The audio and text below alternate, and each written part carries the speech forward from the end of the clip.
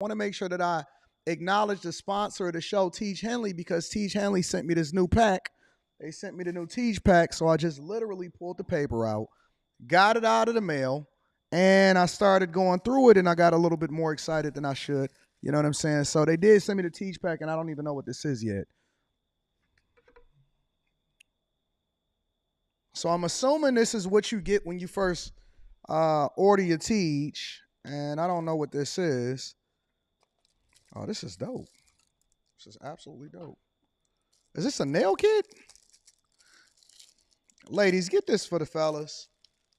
Fellas, don't wait for the ladies to get it for you. This is free. This just comes with it. 30% off your first order plus 20% off for life. Literally. Oh, snaps. I didn't know that they were sending it like this. Real talk. So this is the nail kit that they sending you. All right. So now you ain't looking like a dusty. This is a free gift straight from Tiege for the people that ordered the Tiege. They got the small one for the little hands like mine's. They got the big joints for your toenails. And then they got the joints at the bottom too. You know what I'm saying? For y'all that's a little bit more crustier than usual. All right, so that's one of the free gifts that Tiege got inside of the pack. And then, what is this? Says squeeze a quarter-size amount of Tiege Hanley body wash on the center of the wet bristles. Lather, scrub, rinse, and repeat for the perfectly satisfying wash every time. So that's inside of there also, right? Ooh, I can get my rubber ducky on right here. You know what I'm saying? So shout out to Tiege for sending me that uncomplicated skincare for men. And then what we got in here? We got the actual Tiege pack, right?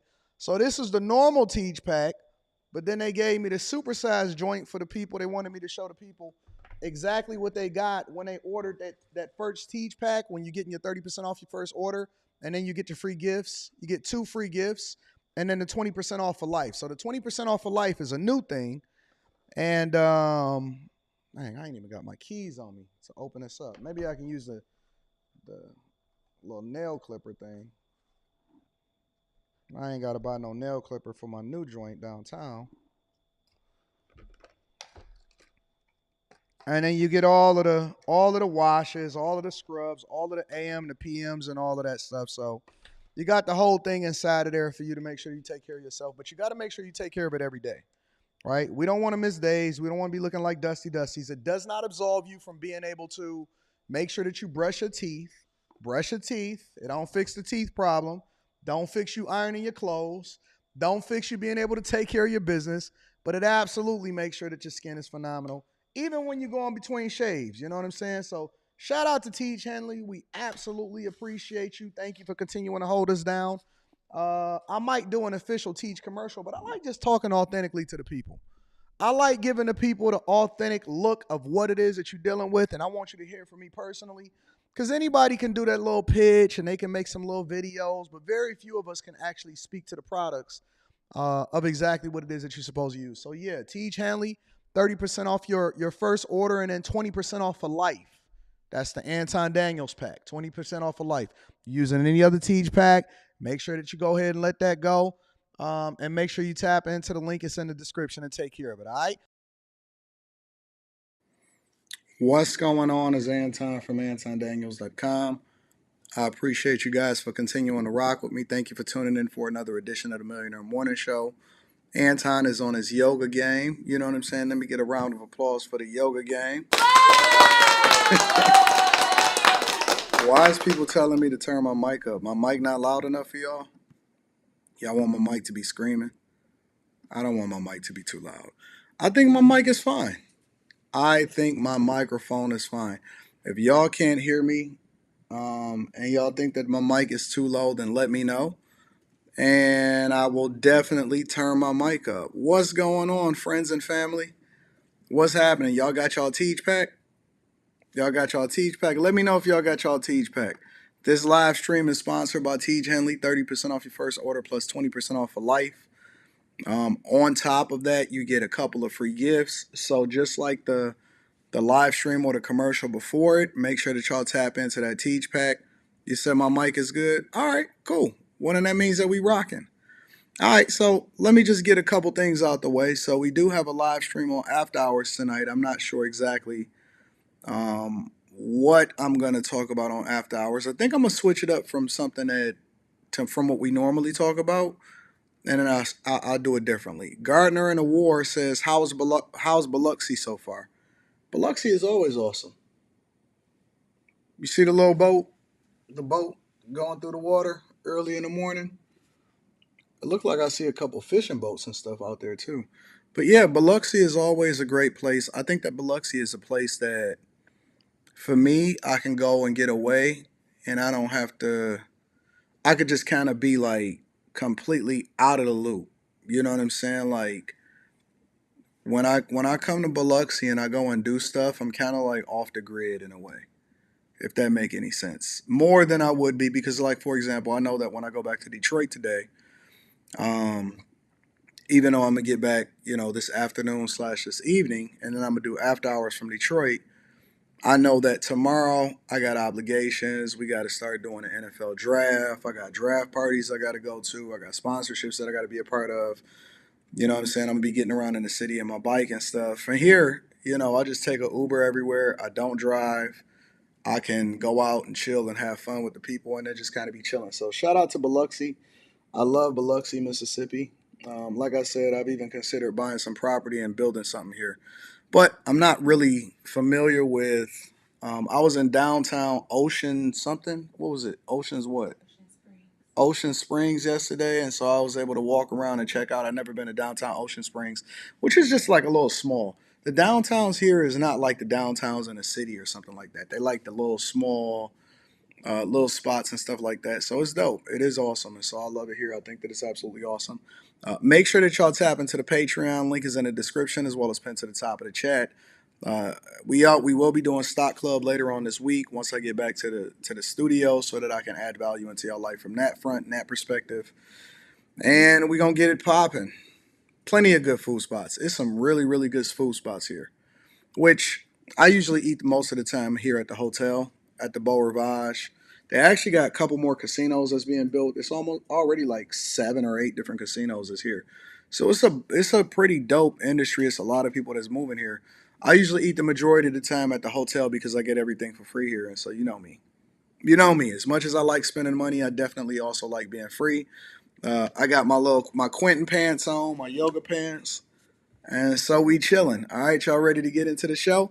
First and foremost, before we get into the show, I want to acknowledge Randy. Shout out to Randy. Randy, hook your boy up. Shout out to Randy. I absolutely love you, baby girl. I appreciate you. Also want to appreciate my guy Mike that dude. Shout out to Mike that dude on Cash App. And then my dog. Shout out to Michael. I appreciate you on Cash App also. Thank you for always looking out for me. Um, Yeah, I'm chilling, man. I'm chilling. I'm working out. I haven't really worked out as much here simply because I just been kind of slow motion. But we gonna get back to it. We gonna get back to working out once we get back to Detroit because health is wealth. And what's the point of making a whole bunch of money and being a bag chaser if you don't live long enough to really be able to spend it all and then pass whatever the rest is off to your people. You know what I'm saying? So shout out to everybody that's in the gym. Shout out to everybody that's having a good time. Shout out to everybody that got good energy.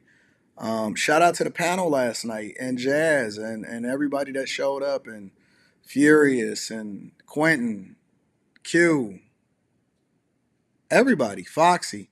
I appreciate y'all. Thank y'all for coming through, and we in a good space.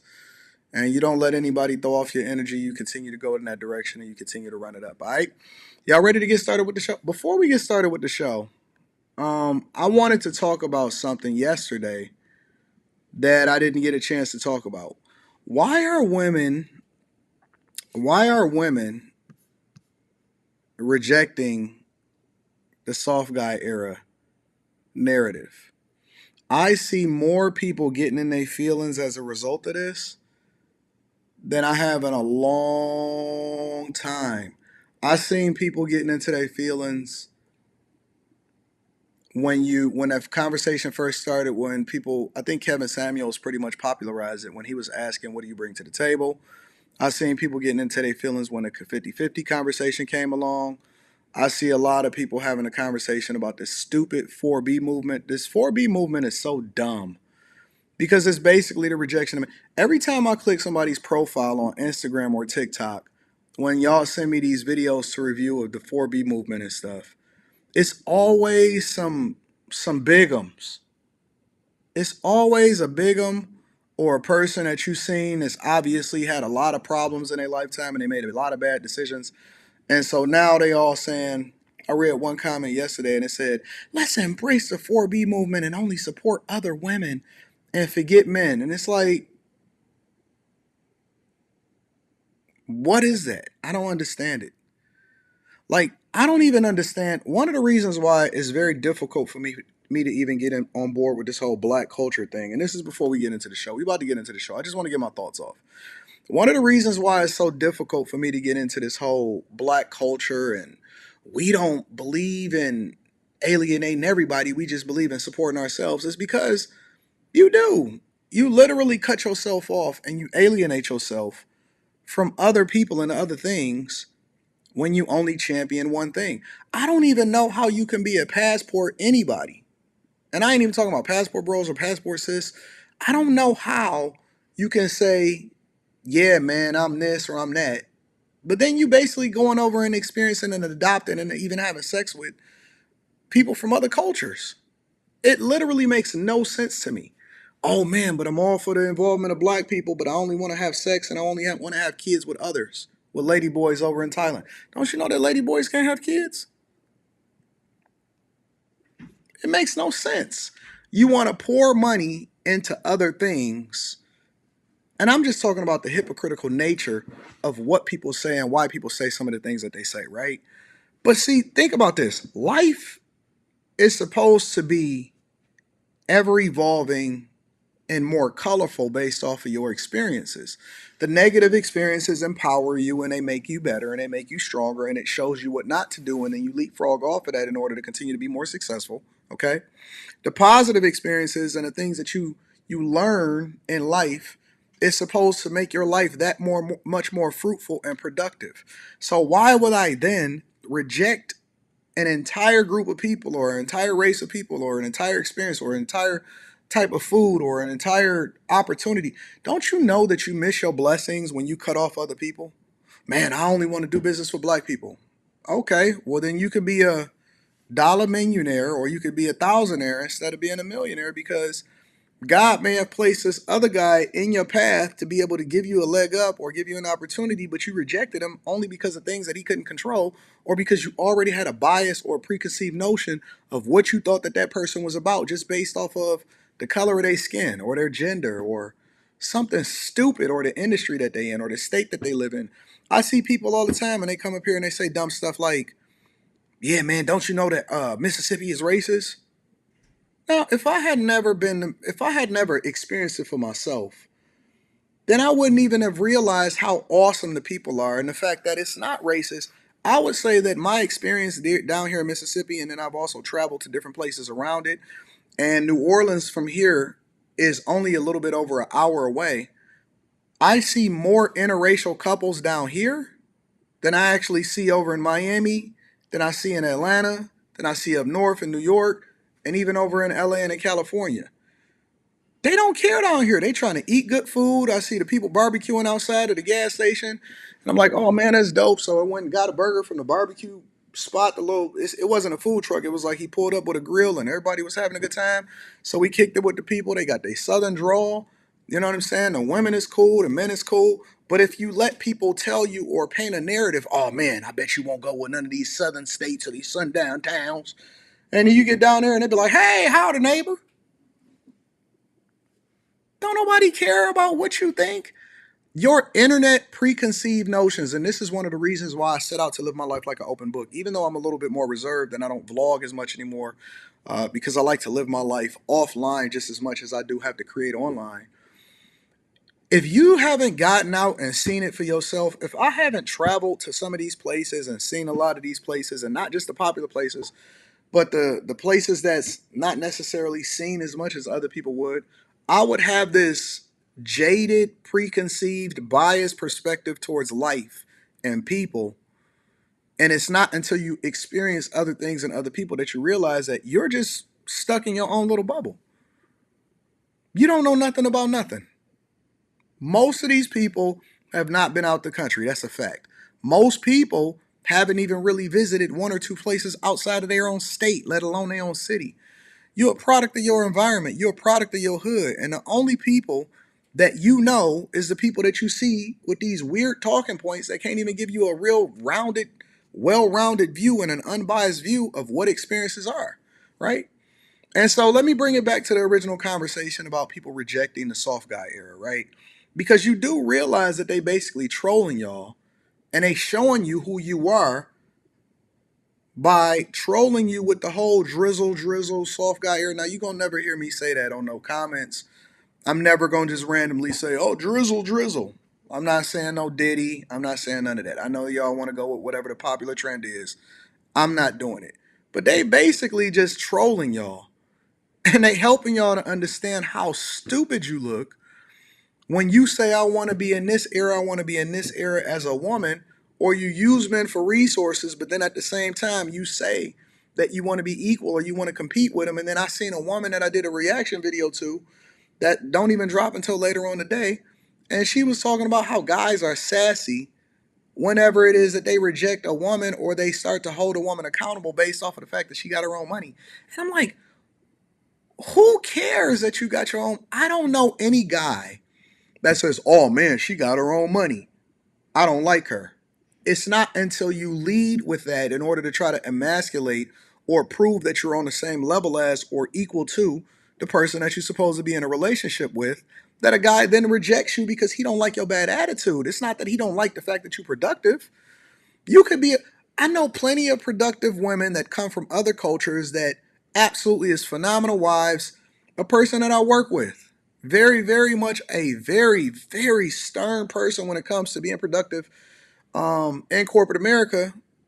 And then when you meet her outside of there, outside of her job, she's a family woman. She has fun and all of this stuff. And it's like, it's not until you lead with that outside of the workplace or what you do and your attitude that men then start to reject who you are. It's like, why would you go up to somebody and say, I got my own money? Okay, that's a part of being a good, responsible adult. We all supposed to have our own money. I mean, I may pay for you or you may pay for me, but you don't see me saying, yeah, I got my own money. That's not what people do. And I've never in real life seen a guy or seen a person reject a person based off of the fact that they are a productive human being, whether you're a woman or a man. That makes no sense whatsoever. But you're going to see them spill this narrative and you're going to see them continue to say these things. And all it's designed to do is to keep you distracted and by yourself, because when you're by yourself, you are literally food. That's the part that people don't understand. And because I don't have time to go and break it down because we're going to get to the other parts of the show, when you by yourself, let me say this for all of my ladies out there. When you by yourself, you become food. You become more profitable. And I'm not talking about food just from your safety. I'm saying that you become a part of a system that then keeps other people successful.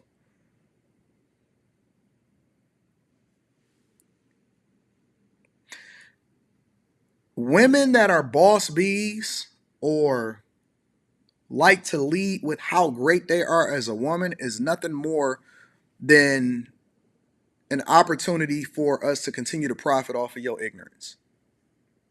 When you take out student loans, for example, right?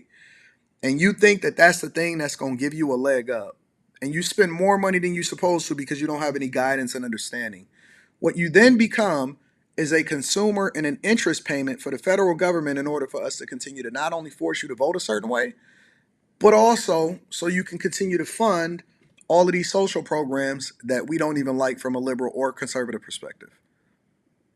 When you are the type of person that gives in to a woman's nature to want you to spend more than you should in order for her to be able to court you or you to be able to court her, what you then become is a consumer in a system that is designed to keep you poor because they know that the thing that you leading with is not going to be productive, but it just keeps more money flowing throughout the economy. So you are the person that ultimately spend all of the money, pay all of the taxes, and then you just become a consumer for a woman that's basically leveraging her body in order to get you to spend more money to take her out to eat. They hate people that don't spend money. You know why rich people are hated? It's not because they rich. Rich people are hated because they're smart with their money and they're frugal. And so it actually goes against the productivity of the system that I don't spend interest or I don't pay interest on credit cards or I don't spend money outside of what I need to spend in order to be able to impress people that don't give a fuck about me. I'm sorry, that don't care anything about me. That's why they hate us, is because the reason that we get rich is because we're smarter with our money versus trying to prove stuff to people that don't care anything about us. When we buy stuff that's expensive, we buy it because we like it. And we don't finance it. We don't do Klarna. We don't do Afterpay. We don't pay interest on stuff that we don't need to pay interest for. And so when you start to move a little bit wiser, then you start to remove yourself from a system that then profits off of you. The reason why women are then incentivized and preached to on a regular basis, they understand that you guys are consumers. If you don't think that they understand all of the data points, the talking points, how it is that they can continue to market themselves to you, it's no surprise that women, for example, are the biggest population or segment of people that continue to finance homes. I'm not even going to say buy homes. Finance homes, but then at the same time, they're the biggest segment of the population that's also getting foreclosed on. It's a vicious cycle when you don't understand how you're being marketed to and your behaviors are basically contributing into the pockets of those that know. It's a vicious cycle. They're training you and you guys are training each other and they don't even have to spend no marketing dollars to do it, to become consumers and financiers and people that pay an extraordinary amount of money, and then they try to get you to convince men to do it for you so that they can then become a part of the system that allows us to get richer and become more profitable.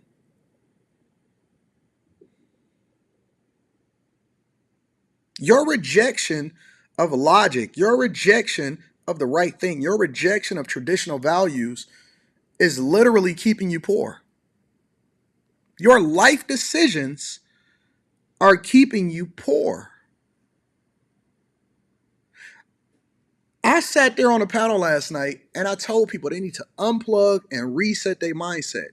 They so obsessed with dating. You know what dating is? Spending money on somebody else's representative. They want you outside doing things that's not conducive for you.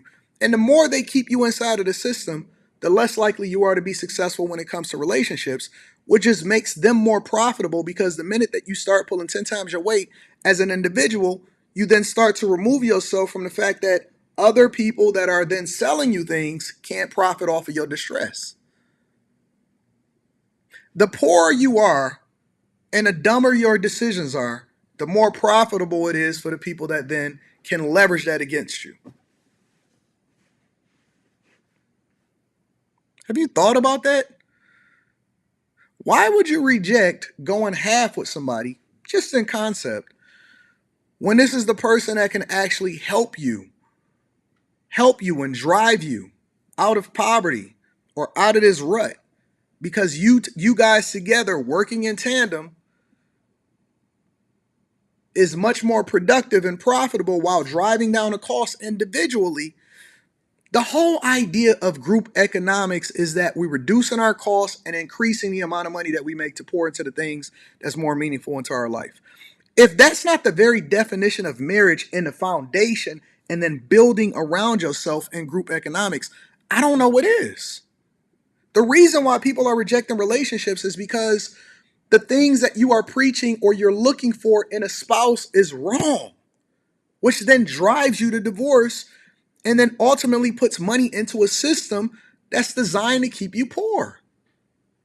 So instead of asking the right questions and saying, how do I vet effectively so that I can be more successful, not only in my relationships, which would then reflect in my lifestyle, which would then reflect in my children, which would then reflect in my career or whatever it is that I think is purposeful or meaningful in my life, we saying and asking all of the wrong questions that then keep us in reverse, and then ultimately keep us generationally cursed because you then perpetually become a consumer for the rest of your life.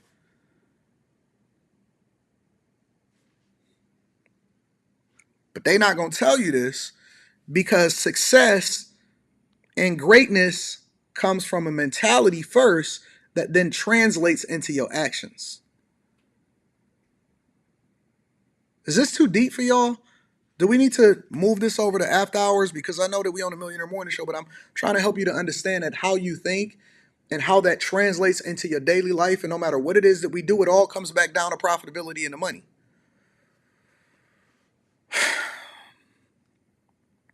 If you're, okay, let me break it down to you like this, and then we're going to move on with the show. If you have somebody with you that's positive, right? And a positive person, whether it's a friend or somebody in a relationship, is the person that keeps you from jumping off the bridge. When you by yourself, you're more likely to do things that you wouldn't normally do in a group of people that can hold you accountable, right? But if you're around people that are productive, whether it's a spouse or a friend or whatever, they can literally prevent you from making somebody else a whole bunch of money by doing something different because they're holding you accountable. So the company that you keep and the people that you surround yourself with and the advice that you take on a regular basis is literally the difference between being rich, poor, life, or death. It's that simple. And so if you're not careful of who you listening to and what is in your algorithm and the channels that you subscribe to and the content that you take in on a regular basis and the groups that you subject yourself to, you literally are determining your fate by your culture, which is the things that shape and is the most popular for you in your life. Don't reject the thing that's best for you. Embrace it. That's all I'm saying. All right.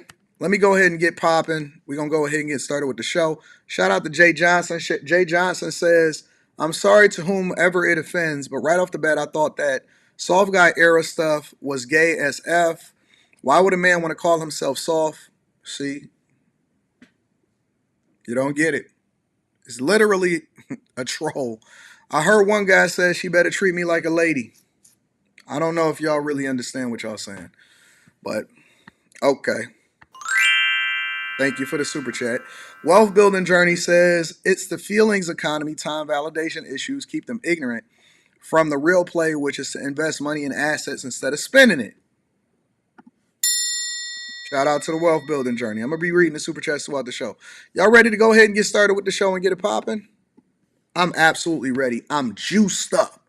And again, shout out to my girl, Randy. I appreciate you on Cash App also. Thank you, my love. All right, y'all. Let's go ahead and get started with the show. And then let's get it popping. Quick Hits is a segment of the show that we don't necessarily think that we need individual segments dedicated to it, but we definitely want to keep you guys informed of what's happening out in these streets, man. First and foremost, you remember when I was giving you guys insight into what was happening in Chicago as far as the officer that was killed? Well, they have now identified a possible suspect, and he's wanted in the death of the officer. Take a look. New video tonight in the murder of a Chicago police officer. Luis Huesca, a 6-year veteran of the force, shot and killed on his way home from work near his Gage Park home. Nate Rogers was back in the neighborhood earlier tonight where family members were gathering. He joins us live with details. Nate? Yeah, absolutely, Scott and Don. Sources tell Fox 32 that Officer Luis Huesca was shot nearly 20 times, and the weapon used in this shooting likely had a switch attached, making it automatic. Several family members came to his home today to offer his mother condolences. Family members telling us his mother is not yet ready to speak publicly. But take a good look at your screen. Police are looking for this individual in connection to Officer Luis Huesca's death. The man seen wearing glasses and a book bag. Police say he's armed and considered dangerous. Huesca, a 6-year CPD veteran, was shot outside his Gage Park home early Sunday morning. Police say he had just ended his work shift, still dressed in his CPD uniform. Officers found the 30-year-old on the ground after responding to a shot spotter alert. Police say his vehicle was stolen and later recovered blocks away from his house. house. He died at the hospital, leaving behind his mother and uncle. Earlier today, we heard from Mayor Johnson and a family friend about this tragedy. Listen in. To the officers who served alongside of, one of our fallen, my thoughts and prayers are with the entire police department in the city of Chicago. We have to dig a little bit deeper, as a city. This is not who we are. He was very nice. He when they go to vacations or tend to take a girlfriend or friends to go vacation, he take mom, and they have a nice time together, very close. And police spent several hours back at the scene today, going door to door, searching for surveillance video and speaking with neighbors. A growing memorial of candles and flowers are now outside Weska's home, along with bullet holes in the garage door. Weska was close friends with Officer Andres Vasquez Lasso, who was killed in a domestic dispute also in Gage Park last year. Even more heartbreaking, Weska was assigned to the same station, that's District 5, where Officer Ariana Preston worked. She was killed in a robbery attempt last year as well. Now, sources also telling Fox 32 tonight that there was likely a getaway car involved. Also, police are telling us that they're still looking for Officer Weska's service weapon. His 31st birthday happens to be tomorrow. Now, Gosh, that is messed up. His birthday is tomorrow. Hoo-wee, that is a messed up situation. If anybody is able to identify this man, we already know that this guy he gonna get thrown under the jail. They giving you an automatic football number for switches. He shot the officer 20 times. Be careful, y'all. Be very, very careful. And to Mayor Johnson, nobody wants to hear about digging deeper. They want to get these monsters off the street. These is not large gatherings. These is crazy monsters that's out here doing the devil's work in the city of Chicago. So, again, if anybody has seen this guy, and they getting that surveillance camera up, they getting all of the footage that they can put out about this guy in order to track him. They ain't even found his service weapon, which means that they took the gun off of him after they killed him. Chicago, get it together, bro. In addition to that, more arrests on campus as tensions boil over. And I told y'all, the minute that I said, listen, they needed to quell this and stop this in its tracks. Otherwise, everybody is basically copycats and everybody want to be a part of the movement. And it's the same thing that happened with the Black Lives Matter situation. Most of the people didn't even know what they was protesting for, but people feel inspired. They want to be a part of something. And so now it's spreading to college campuses all in the United States of America, including Yale and so on and so forth. But more importantly, right here at Columbia, where they had to basically push classes online because people want to be unruly and they want to go crazy. And most of the people that's protesting is not even going to the university. Take a look. Overnight, tensions boiling over as pro-Palestinian protests spread to more college campuses from coast to coast. You have been warned by New York University to leave the area. Police in riot gear dismantling this encampment at New York University, arresting multiple people accused of ignoring a deadline to disperse. Police and the school describing disorderly, disruptive, and antagonizing behavior that has interfered with the safety and security of our community. Earlier, faculty members formed this human chain around the protesters. I am a professor here. I have every right to be everywhere on campus. At nearby Columbia University, where protests are entering a sixth day, a pro-Israeli assistant professor said he was not allowed to enter campus where protesters have gathered, but was allowed access to his business school down the street. So they are willing to use Jewish brains, but they don't want to let Jewish people in. But I'm not allowed to go on campus where they are allowing the Hamas supporters. And that is a shame. Hey, listen, y'all. When y'all send y'all kids to college and y'all send them to these indoctrination camps, I want you to understand that they not just teaching y'all mathematics and science. They teaching you doctrine. They teaching you how to think. They basically are teaching you how they want you to operate in society. And so be very, very careful where, who, what, when, where, why, and how you send your kid to all of these environments, because it may not be conducive for their well-being. Professor later posting, earlier today, Columbia University refused to let me onto campus. Why? Because they cannot protect my safety as a Jewish professor. This is 1938. After more than 100 arrests last week, a new encampment is growing at Columbia, escalating concerns about security. Student groups, like those at other colleges and universities, are demanding Columbia divest from companies that do business with Israel. But critics highlight anti-Semitic hate speech among the demonstrators. New York's mayor pointing to this image, showing a woman with a sign in front of pro-Israel protesters reading Al-Qassam's next targets, a reference to Hamas's military wing. Do y'all realize that I told y'all that this was going to happen? Look, they couldn't get no traction on some of the stuff that they thought that they was going to get y'all distracted with, so they just kept on throwing it on the wall, and they was seeing what was going to stick.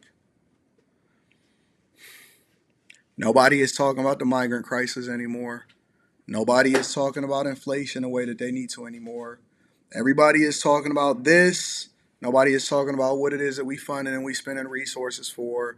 Nobody is talking about the fact that we basically is not even funding the government. Everybody is off-putting about this 2024 election. Every 4 years, do not, for the people that rock with me over here at the Millionaire Morning Show, do not be distracted from the things that's meaningful to your life inside of your households and what is going to be happening, and pay attention. Every 4 years, it get out of control and people start being overly aggressive when it comes to protesting, and then we start to get distracted from the things that's really meaningful in our own hoods and our own neighborhoods. Now, this is the hot story across all of America. Election in 2024, the hot story is Israel. This is the hot story every single time. Pay attention. Last but not least, ladies and gentlemen, these sideshows, these races, they not messing around and they cracking down. This is over in Georgia. We just talked about LA. We talked about all of these different places, Oakland. They not messing around. Check it out. With that chaos in Carroll County, deputies arrested more than a dozen people, part of a huge crowd accused of illegal drag racing and other crimes. Good evening, I'm Russ Spencer. I'm Courtney Bryan. Incredible video shows a car appearing to plow into a group of onlookers. Tonight, Fox 5's Rob Durienzo has exclusive reporting about that melee. Hey there, guys. Good evening to you both. That's exactly right. Tonight we know at least 2 of the alleged organizers of this massive car meetup over the weekend are now behind bars here at the Carroll County Jail, on top of everyone else who was arrested throughout the incident. The video of all of this is just remarkable. Take a watch.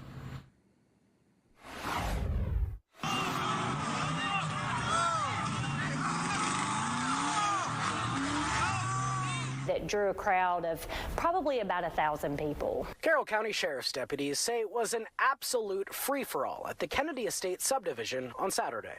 Massive amounts of vehicles and people coming into the area to do burnouts, lay drag, street racing. We shut the city down, they shut the city down, highway was full of police.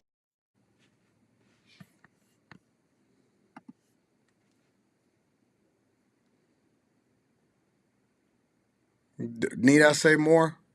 Or do y'all want me to go ahead and elaborate on what we see right now? Need I say more? Oh, Anton, don't you stereotype. Don't you tell me what to do.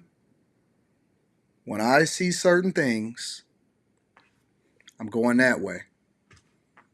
I'm out. When I see certain things, it's a strong possibility that it's somebody in the crowd with a pistol, a switch. A car is a missile, and they're going to run over somebody, and it happens every single time. We shut the city down. Yeah, the police was all mad at us. I'm going to go ahead and go that way, big dog. Deputies say they were even charging admission as cars jammed up the Bankhead Highway. When we went out to that spot on Monday,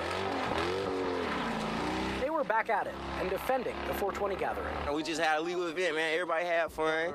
They try to say we had illegal stuff out here. They don't even know if it was illegal or not. It could have been fake. That illegal stuff, deputies say, included this gun. There were no permits. It was a mass gathering, and that is against the law. Deputies say when they busted the meetup, hundreds moved to Villa Rica, some at speeds of more than 100 miles per hour. Back on Friday, they got tipped off about the event and warned the organizers to call it off, but they didn't.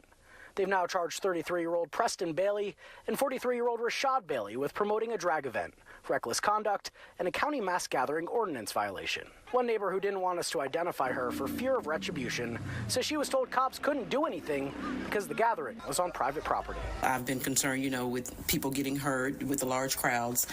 They're all over the area, so forth, flying up and down the road. Carroll deputies say private property or not, laying drag is illegal, and so is drawing such a big crowd without a permit from the county. If you go through those proper channels and you use a public venue and you get those things set and the parameters are there, we have no problem with that. But this was not one of those cases.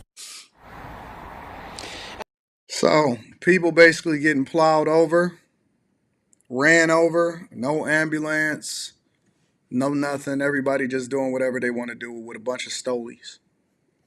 Ladies and gentlemen, that's your quick hits.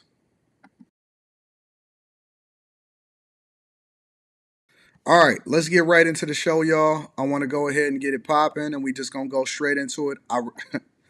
I said that I wasn't going to do this. I said that I wasn't going to do it.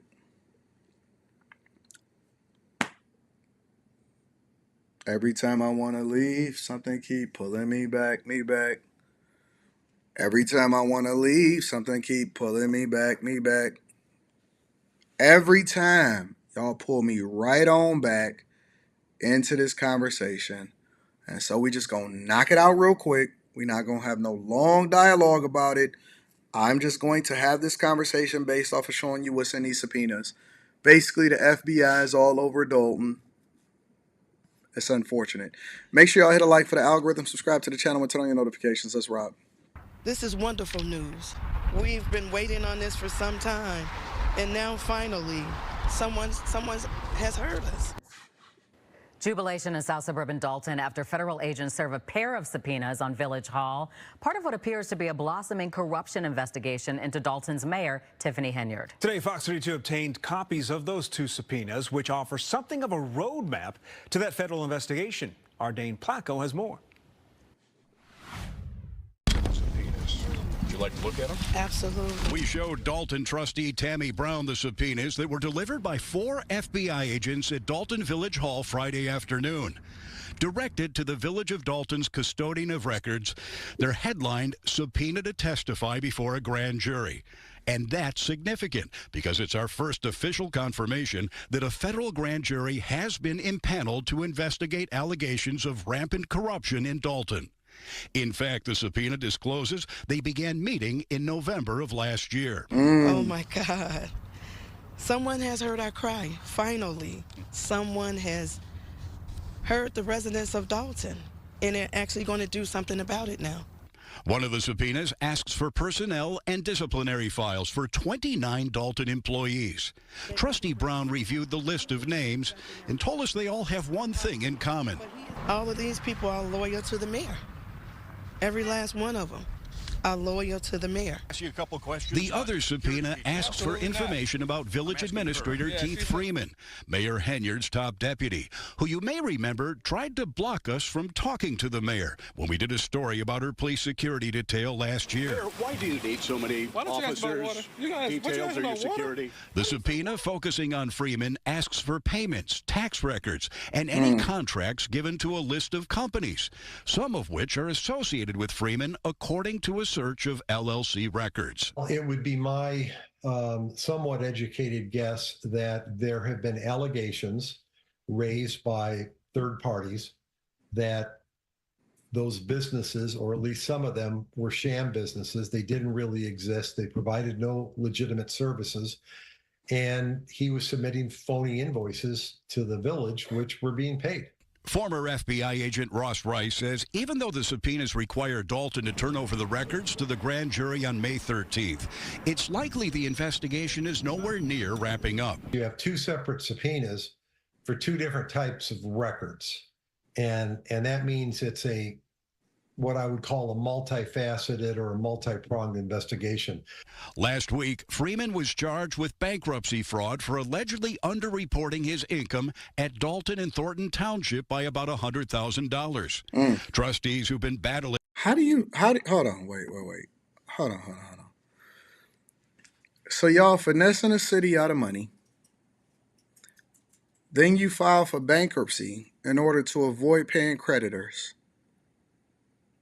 And then on top of that, you underreport your income by $100,000 in bankruptcy filings, and you know that you have all of this visibility by being associated and tied to a person that has basically become and labeled the worst mayor in America in a small city. One thing about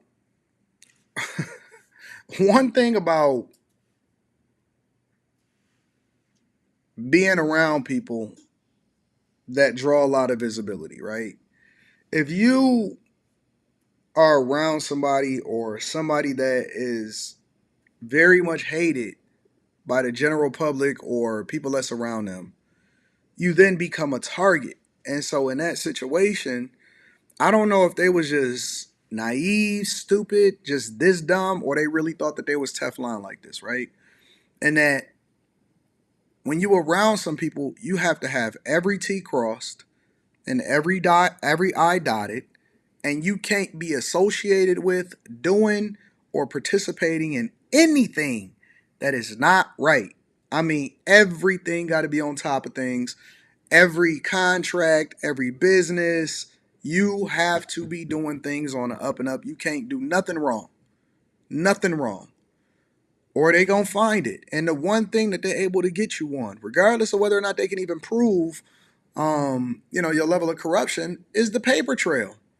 The money. When it comes back to the money and you file documents, or you out here filing for bankruptcy, or you running these sham companies, or you finessing the city and then the city got to pay these crazy invoices, when they go back to that, bro, you work for the city.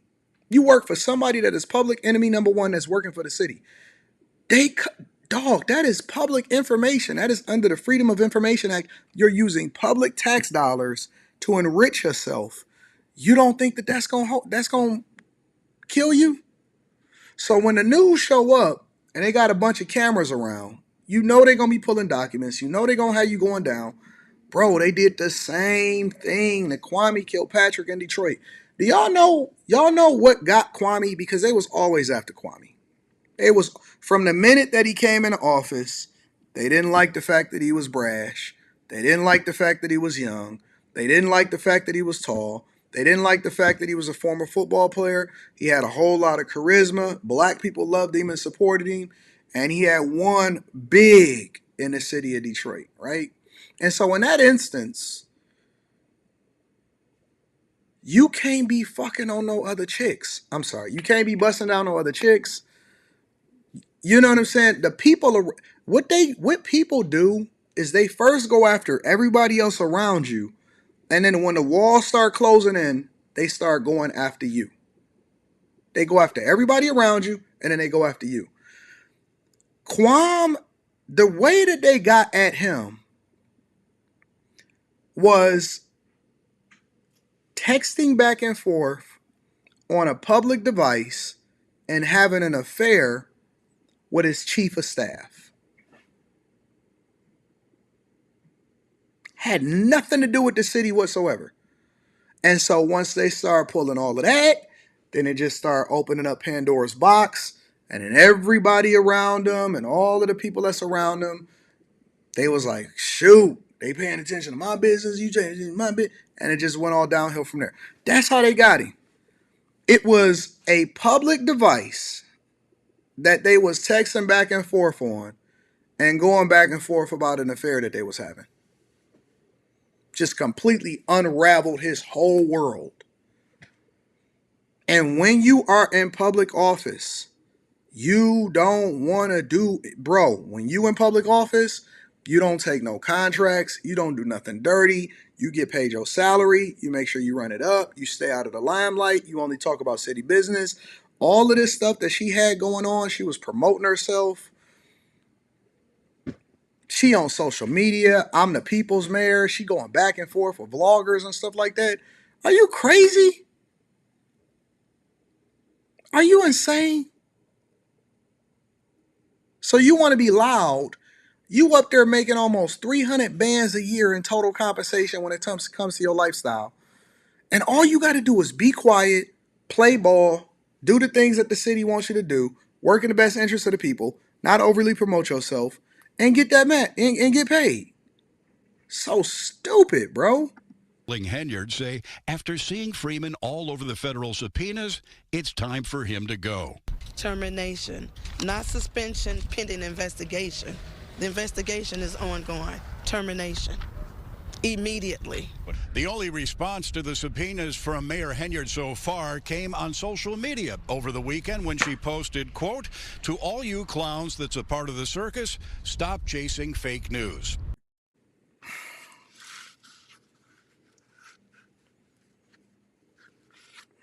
Even Diddy's smart enough to just be quiet. Even Diddy is like, you know what?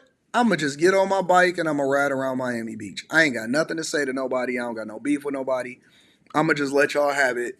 And then, you know what I'm saying? We'll see what happens and play it.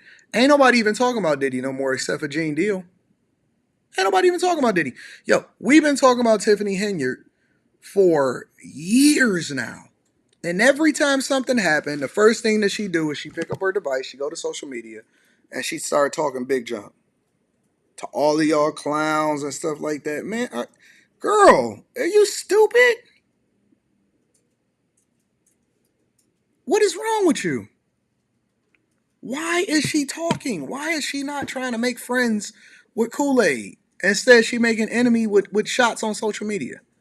Look, and then meanwhile, right after that, they start doing a whole nother report talking about how her whole staff has spent $100,000 on travel. Look. WGN Investigates has new details on a South suburban politician's taste for travel. It's costing taxpayers a lot of money with few details about how it benefits the communities she serves. FBI agents arrived at Village Hall on Friday to serve subpoenas for the employment records of more than a dozen Dolton employees. Tiffany Henyard is the mayor of Dolton. She is also the supervisor of Thornton Township. Credit card records show Henyard and her team have charged taxpayers more than $102,000 for trips they've taken in the past year. That includes a stay at the Four Seasons in Atlanta and a $13,000 hotel tab in New York City.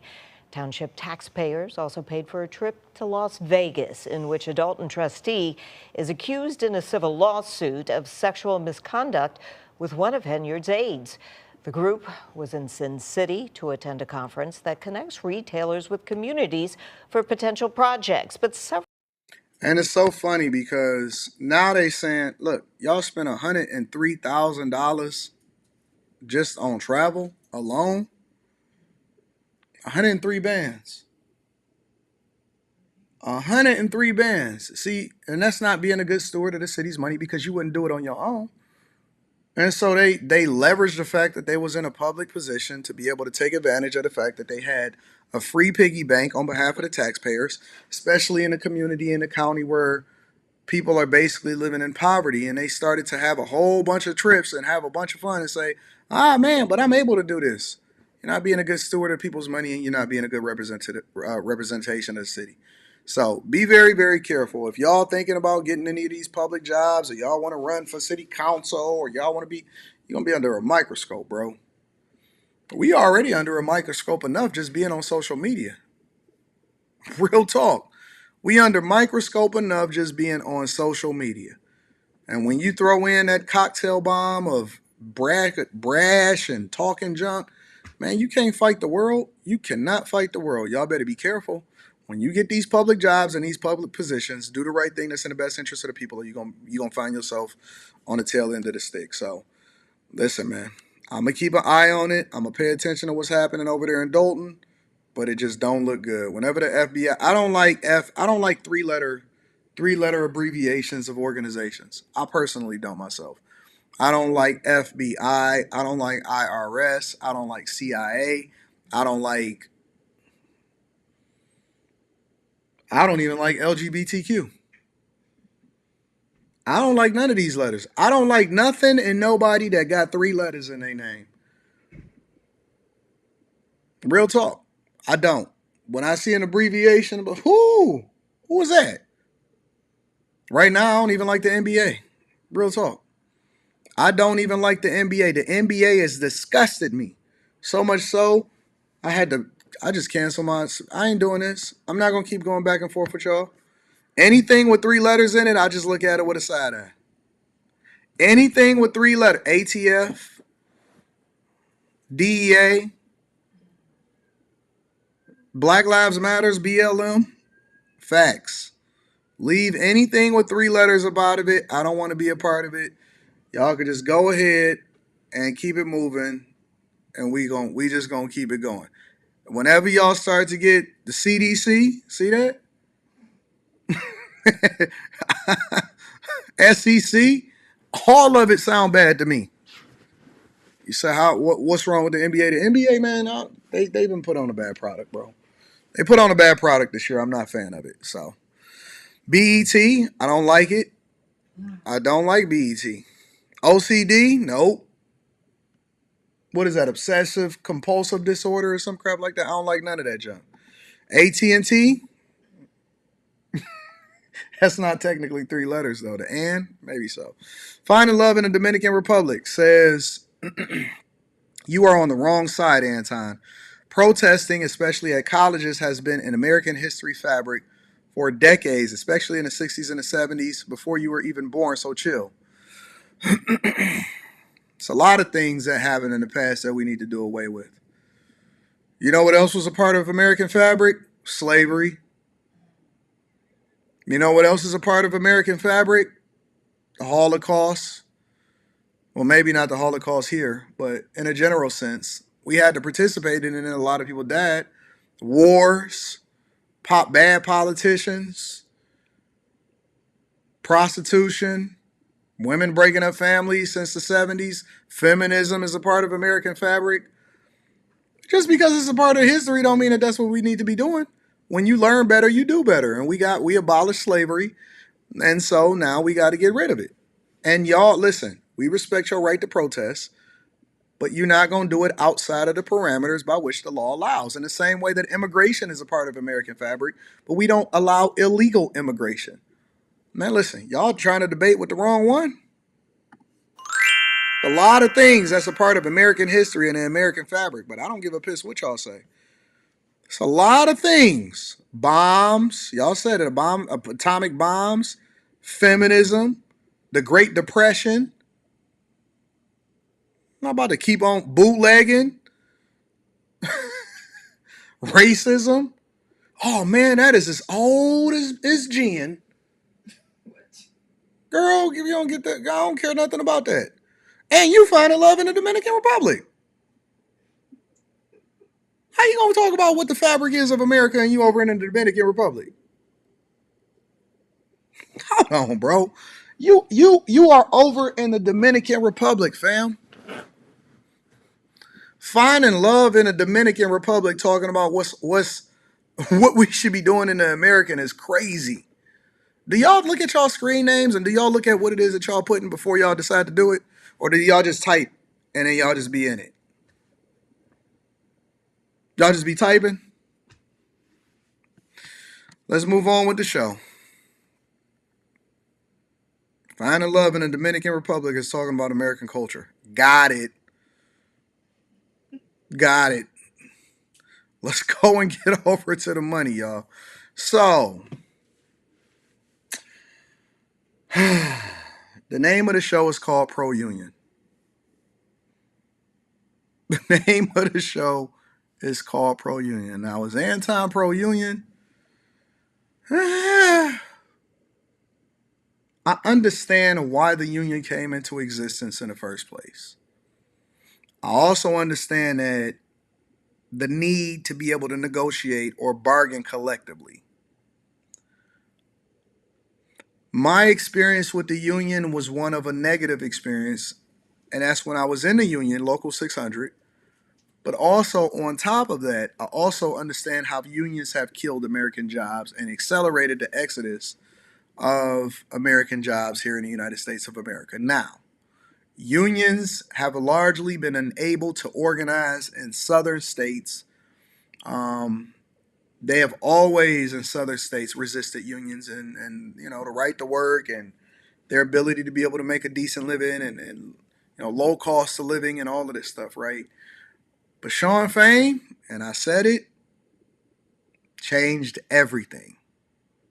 Changed everything. Because he was able to market to the unions successfully to place automakers in a very, very tough bargaining position in order to pass historic gains when it comes to the amount of money that union makers are making or people that are a part of the union that are making. Now, I'm no hater, so I believe y'all should be able to get y'all bag when y'all should get y'all bag. And that's why I'm kind of conflicted. Because what the union represents and you paying your dues versus what's happening to the American economy is almost two different conversations, but they intersect. They intersect. Let me give you an example. Volkswagen recently unionized. Mercedes, they say, is up next. Make sure y'all hit a like for the algorithm, subscribe to the channel, and turn on your notifications. Tonight, the United Auto Workers Union has its... And let me say this also before we get into this conversation. My mods, y'all know I love y'all. I love my moderators in the chat. Y'all got to give more grace. Y'all have to give more grace. We don't want to live in an echo chamber. And as long as nobody is getting crazy disrespectful, let people rock. Let people have their opinions. If they have a difference of opinion, if they say something weird, if they use different language. Somebody said good morning the other day and it started going back and forth. I don't want that here. I don't want this to be a place where we only have people that agree with us or people that do things a certain way. We have to give grace. Let the people in the chat lives matters. Let them get their thoughts off. Do not let people say and have a difference of opinion. That's what then informs us and allows for us to be able to take into consideration opinions that may be different than ours. All right, let's rock out. Eyes on the South after a major victory at a Volkswagen assembly plant in Chattanooga, where workers voted to unionize. On Friday, the UAW won in a stunning 73% vote after losing elections here in 2014 and 2019. It's the union's first win in a Southern assembly plant owned by a foreign automaker. We hugged each other, we cried, I got on my knees.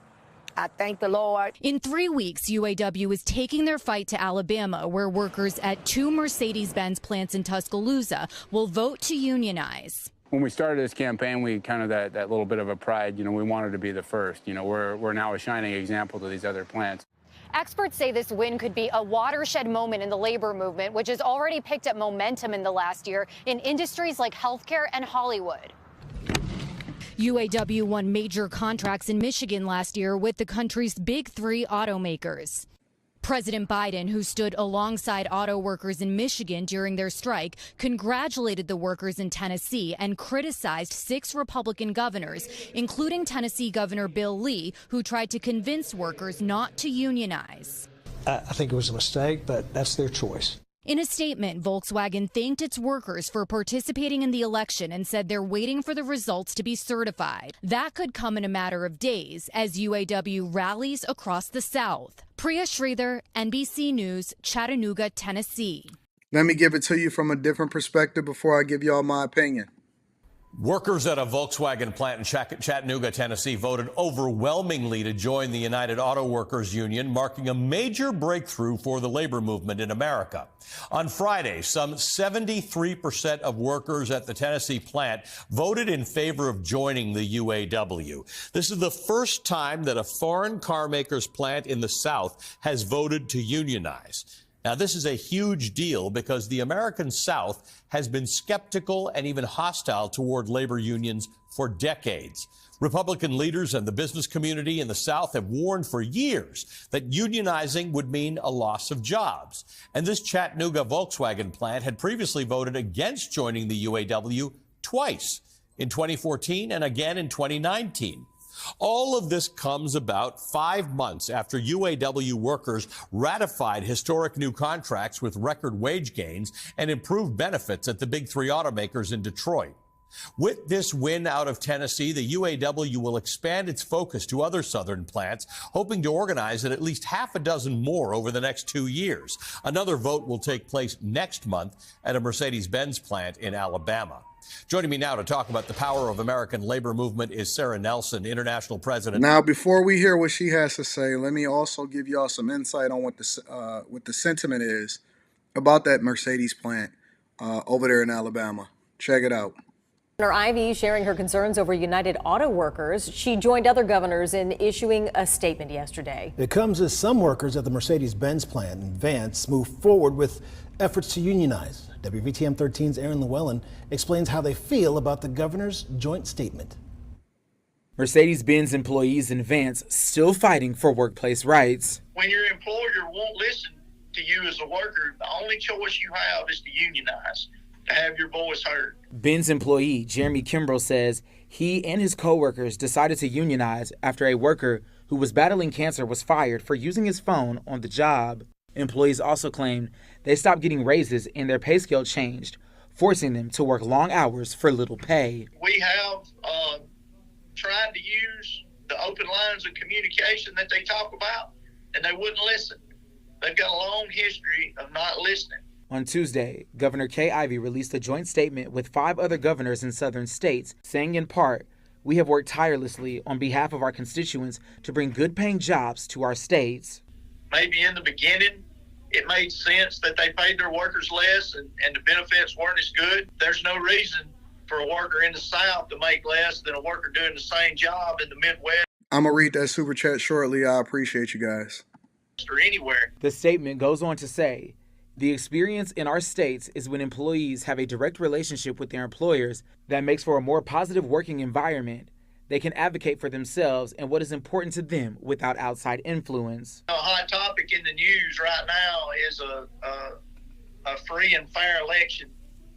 So workers deserve the right to make up their own minds on whether they want a union or not inside their workplace.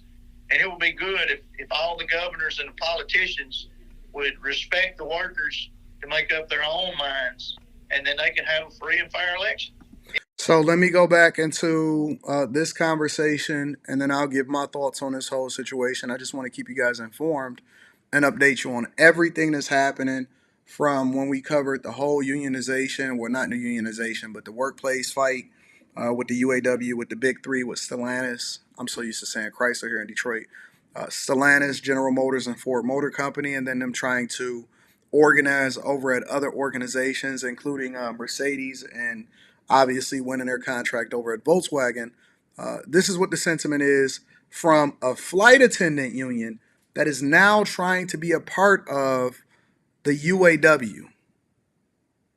This is a person that's basically trying to work with the UAW, or is the head of what they're trying to organize as far as the flight attendants, because they've seen them win historic contracts in the Detroit Big Three. Check it out.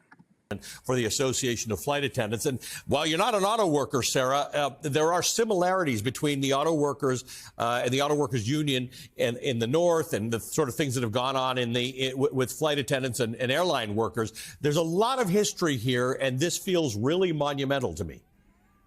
This is monumental, Allie. This is an extraordinary win, but it is coming off the backs of the strike, and showing the American worker that we can fight and we can change the conditions in this country. Every single person across the country is working 2 and 3 jobs to survive, forced overtime. Our time and our money has been taken from us.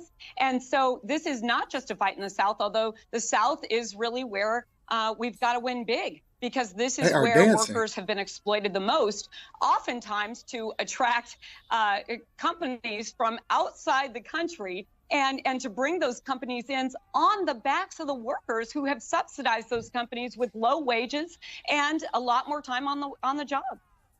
Sarah, talk to me about the threats. During the strike, the thing that came out was always, you're going to lose your jobs. In fact, some of the automakers started shutting down plants and laying off workers. That's always the threat. Prices will go up, you'll lose jobs, bad for everyone. It has worked in the past as a fear-mongering tactic. What's changed in the last year or two?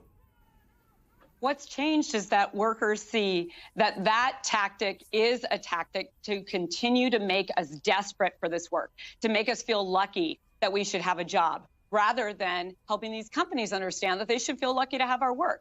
And so workers are saying it has gone backwards for so long, and the only place that we're seeing a difference is in corporate greed. This is all of our work, all of our time has been pushed to Wall Street. It has been pushed to billionaires. And if we don't take a stand, it's never going to change. So those threats of closing those plants is a near-term threat. But what UAW was able to do was to lock in long-term job security and even job security as the EV industry continues to grow. And we saw threats or we saw strikes or threats of strikes. The EV industry is starting to retract. I'll get there in a minute. In the last year, and in many cases, remarkable successes that came out of them, from the Teamsters, from the United Auto Workers, from SAG-AFTRA. In your industry, there were several of those close calls in some cases. What's the issue with the South, and why is there movement in the South that we've not seen? Look, I think we're seeing movement in the South because people are just really hurting. And they're fed up. The pandemic showed us that not only have we been treated as a cost line item with all of these companies, but actually that we were treated as disposable. You had people in meat packing plants being forced to go in there, and you had executives laughing about who was going to be the first worker to die from COVID. So we have seen very clearly that we're in this together across industries. Flight attendants are fighting right now for record-breaking contracts, and just like the auto workers were. And we need a giant step forward because we're also facing legacy sexism that has kept the value of our. You see how this opens a can of worms? Let me play it for you one more time. Let me rewind it for 5 seconds. Check it out. Forward because we're also facing legacy sexism that has kept the value of our jobs lower than it should be. They're using the union now in order to advocate against legacy sexism. So now they're saying that women need to be promoted in the same way that they leveraged y'all in order to get certain things to happen when it came to feminism, is the same thing that they're using in order to have the union advocate on behalf of women, not just for workers, but for women. The union has now become a political organization, and now they're using it to say that we have legacy sexism in the workplace.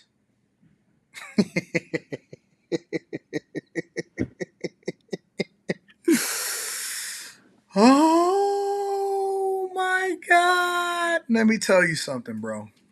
And I want to break down exactly what this is. And I'm going to do it really, really quickly because I want to go over into the next conversation. And I got a timeline to keep because I got a flight to go and catch. One of the reasons why automakers opened up plants in the United States of America in the first place is because it allowed for them to be able to open up the plant in a conducive environment for both the company and the workers, right? And so when they open up these plants in these environments, especially in the Alabamas and stuff like that, it was dire. Wasn't no jobs. It wasn't no jobs. The industries down in the South wasn't as progressive as the industries in the North.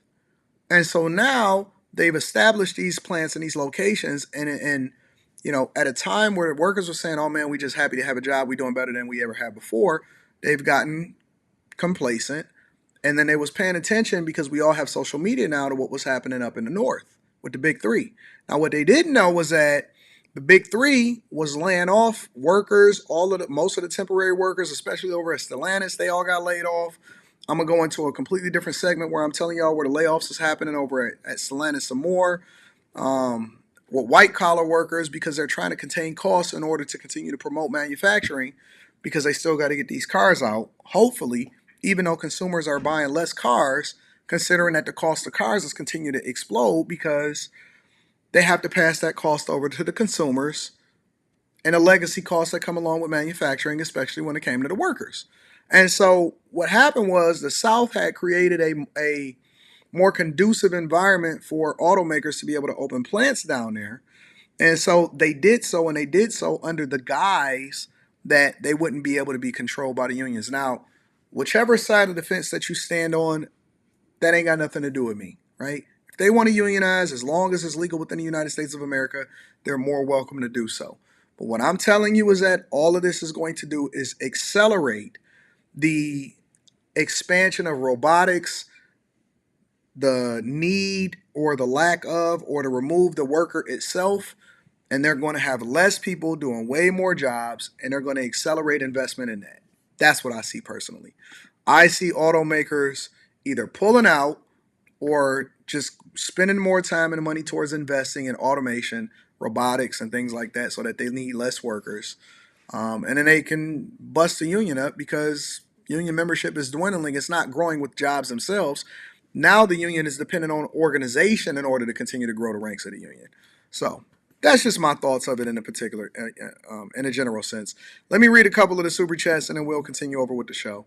Sportsaholic says, speaking of three-letter groups, we give the side eye. Can we get another show topic on why the NBA product has been so trash in the last decade? We can talk about it on After Hours tonight if that's what y'all want to talk about. We can definitely, if y'all want to have that conversation on After Hours as a part of one of the segments, I'm more than happy to accommodate that if that's what you want to do. Shout out to my dog, Sportsaholic. Fire First says, we barely want to work 8 hours a day and get paid for 14 hours while receiving full benefits, 401k, company stocks, PTO, and guaranteed lifetime employment. They want no speaky English migrant workers.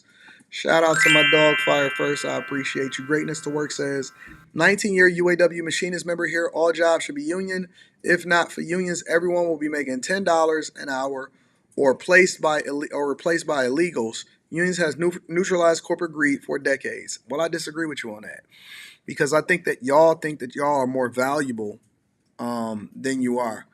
The market rate for a job is based off of the demand. So I'll give you an example.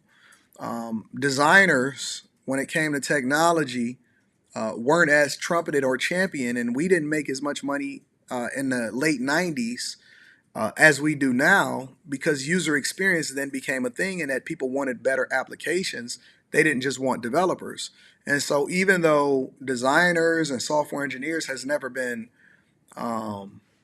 we've never been unionized, we make way more money than y'all because we specialize in a field in which demand is high in order for us to be able to create the best user experiences and develop the applications and the robotics that ultimately power a lot of the things that happen in the plants and the applications on your phone and all the mobile devices and this laptop and this phone and the TVs and so on and so forth, right? And so because the demand became high for it, we got paid an egregious amount of money because the value that we added into the company. I seen a video one time where basically, I think it was Ben Shapiro, and he was arguing with a guy that said, well, if it's not us being able to make pencils, then you wouldn't have any pencil factory.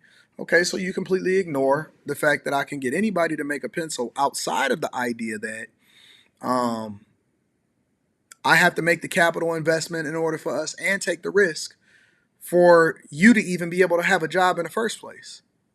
It takes my capital and my risk in order for you to even choose, because you don't have to work here. That's the thing. The problem with the union that I have is that everybody feels like they're entitled to a job because we have become so emotional and unappreciative of the idea that we can't even create jobs for ourselves. You're still independent or interdependent on a company in order for you to survive, and you can't thrive on your own, but then you can tell them, listen, either pay me or I'm going to keep this gun to your head. And that's the end of the conversation, because unions were created at a time not for y'all to just be able to collectively bargain, but for y'all to fight for rights that we didn't have as workers a long time ago, even before I was born, because it wasn't equal or you had deplorable conditions or all of this stuff. Now we've switched the narrative from okay, we need to make sure that we have the standards by which we can decide to work here in a reasonable environment, to I want to make sure that the corporation don't make more money than they supposed to, and you need to give some of it back to the workers. Man, I wish you would tell me what to do with my company. Wish you would. Fire you in 30 seconds. In 30 seconds, I'll fire you. My child can't talk to me like that in my own crib. Makes you think that you can talk to me about money that I put in. Man, listen, don't get me started. Don't get me started. But everybody should be a part of it. Nope, I disagree. But I also understand the bias that comes along with it because you're a union worker. You have structure that was put in there for you. You have a set wage, and y'all don't necessarily eat what y'all kill. And so you go about having this entitlement, this source of entitlement that then changes the narrative. Tell them we got a late checkout, please. Greatness to Work says they will lay people off even after making a big profit. Union or not is greed. That's how I know you're not an entrepreneur, because you don't know nothing about greed. Greatness to Work says, I disagree they would have made it in China, which you are against, Anton. You still my daughter. You still my daughter. I just disagree. I guess he's talking about what I was saying about the whole daughter situation. Well, she didn't know we had a late checkout. Yeah, she need to go and check that. I'm platinum here. Let's continue on with the show. So, in addition to that, layoffs. Let's talk about layoffs, ladies and gentlemen, before we get over into other parts of the show. I want to talk about layoffs. So Stellantis, when y'all won those contracts, for a long time, Stellantis has been laying off people all across the board. They've laid off all of their temporary workers. They've been laying off engineers. They've been laying off people within corporate America in order to cover the cost that's associated with continuing to pass the cost over to the consumers, and these labor agreements as one. But I'm pretty sure that the union don't care anything about white-collar workers, which they shouldn't. They shouldn't. I find it funny that union members want us to make sure that we support them, but I'm pretty sure that they don't want to support other workers that's not a part of the union. Let me say that again. Nobody shed a tear. Nobody shed one tear when all of those engineers over at Stellantis got the boot on a Zoom call. Nobody tripped. Not one person shed a tear. But when the union was doing their thing and it was advocating for their higher wages, everybody had to honk their horn. Everybody had to support union members the whole 9 yards. Because you know what it is? Those engineers, regardless of how many tears that they got, you eat what you kill. You absolutely eat what you kill. 100%. Let me share with you what happened over at Stellantis the other day, and then we're going to continue over with the show. Came as quite the surprise out here at the Sterling Heights Assembly Plant on Friday when they started handing out 199 indefinite layoff notices to employees here, especially when you consider that they make the bread and butter for this company, the Ram 1500 pickup truck. The industry's been expecting a downturn, and now it's shown up. This is the notice they received on Friday telling them they're laid off starting Monday, April 22nd. The company's going to file their unemployment claims for them. Unwelcome and unexpected to UAW Local 1700 President Michael Spencer, telling Local 4, quote, I find it disappointing and disgusting and a disservice to the employees who are currently employed and those employees who were released through mass termination from Stellantis since the ratification of the 2023 contract. What did you think was going to happen, bro? What did you think was going to happen?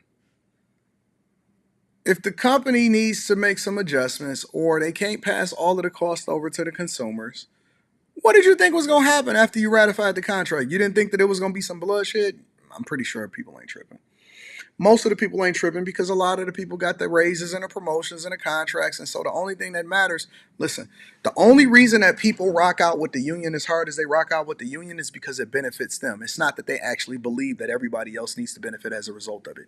They're not willing to share that pain. They're not willing to do none of that. Yo, I'm winning. I could feed my family. And so they got the same mentality and the same capitalistic mindset as the rest of the world. They got the same mentality and the same capitalistic mindset as the rest of the world. Man, ain't no solidarity in that unless we all advocating for us to be able to do it. And you guess who care the most? The people that care the most is the ones that got the most seniority because they're the ones that's going to benefit the most. Contract, end quote. Stellantis' response tells us it's just the beginning, though. Quote, the company will be implementing indefinite layoffs across its U.S. footprint over the coming months. These actions will help improve productivity and ensure the company's long-term sustainability in a rapidly changing global market. We getting people up out of there. We getting people. Listen, we not adding no more jobs, ain't adding no more plants.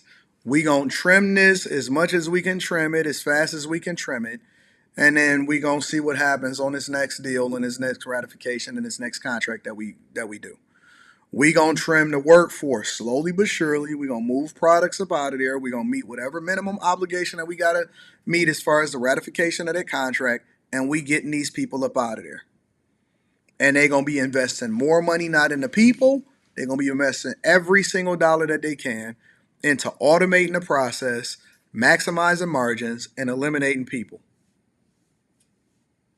This is what y'all not going to see on y'all UAW website. Ensure the company's long-term sustainability in a rapidly changing global market. Too many vehicles have been built up over the last 6 months. Auto Forecast Solutions analyst Sam Fiorani says that Stellantis is adjusting to a sales slowdown.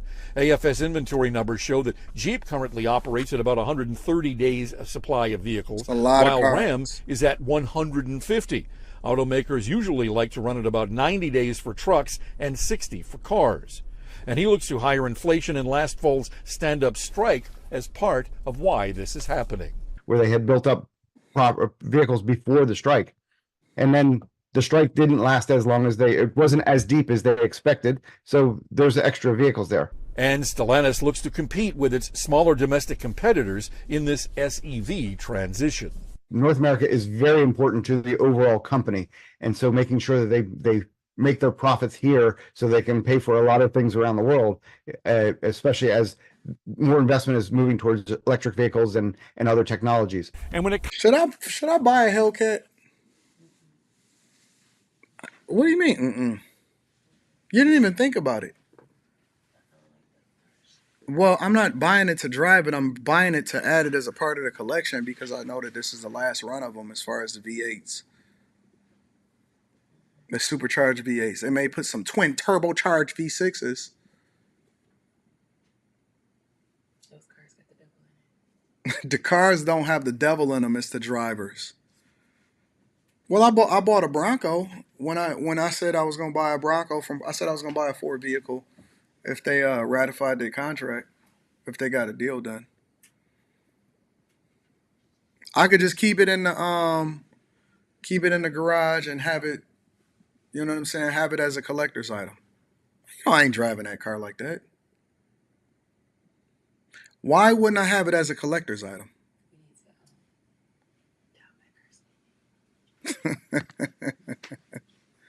Comes to that bloated inventory, I'm telling you, over time, that car is going to be so coveted, Rita, because they're not making no more. And so you hold on to it, you keep one with a little bit of miles on it, that car is going to more than double in value over a period of time. I'm telling you, those cars are going to be the 96 Impalas, the 2004, 2003, 2004 Mercury Marauders of their times. Get out of my hotel room. As he expects to see these kinds of layoffs happen at the Warren Truck Plant where they make the Wagoneer, and also at Jeep plants in Detroit and Toledo. In Sterling Heights, Rod Maloney, Local 4. But let me pivot for a second because you know what's been happening with Stellantis that they have not been talking about in the advertising, and I haven't even been talking about it because there's so many other things that I had to focus on the Millionaire Morning Show. This is what's been happening with all of the workers over at Stellantis. Now, and Stellantis cut hundreds of temporary workers this weekend at the Jeep Assembly Complex. They tell us they learned of it by getting a call yesterday saying they were terminated. Our Andre Norrells, he spoke to some of those former workers. He joins us now live outside the Jeep Assembly Complex. What did they tell you, Andre? Well, Jeff, some of them are telling me that they're pretty upset. Now, just a few months ago, we were here at Jeep when thousands of workers were out here on strike. One of those things that we're fighting for was to roll over temporary workers into full-time employees. But now some of those same workers are finding out they're not going to get rolled over. They're out. To wake up on a Sunday morning to get that call after you've worked Saturday night for 9.5 hours, and to wake up and get that call, it's a little devastating. It's very depressing. You're left stuck. Lavinia Thornton, Rosalind Robertson, and Starla Woods are part of the 341 workers who say they're without a job after receiving this call. And you will no longer be scheduled for work with Stellantis. Oh, that's crazy, yo.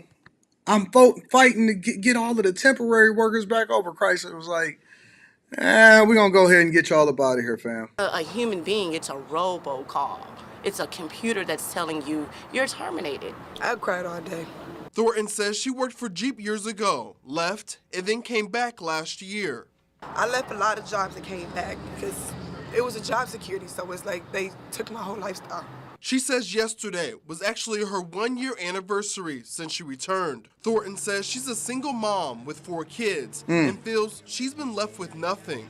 They left us with 1 paycheck. They left us with no help with job placements. They helped us with... That's supposed to be the union's job, baby. The union job is supposed to help you with that. You're a part of the union. You got to let go right after you became a part of the... But you're a part of it. That baby, that's the union's job to hold you down. No severance pay, just thanks for your job.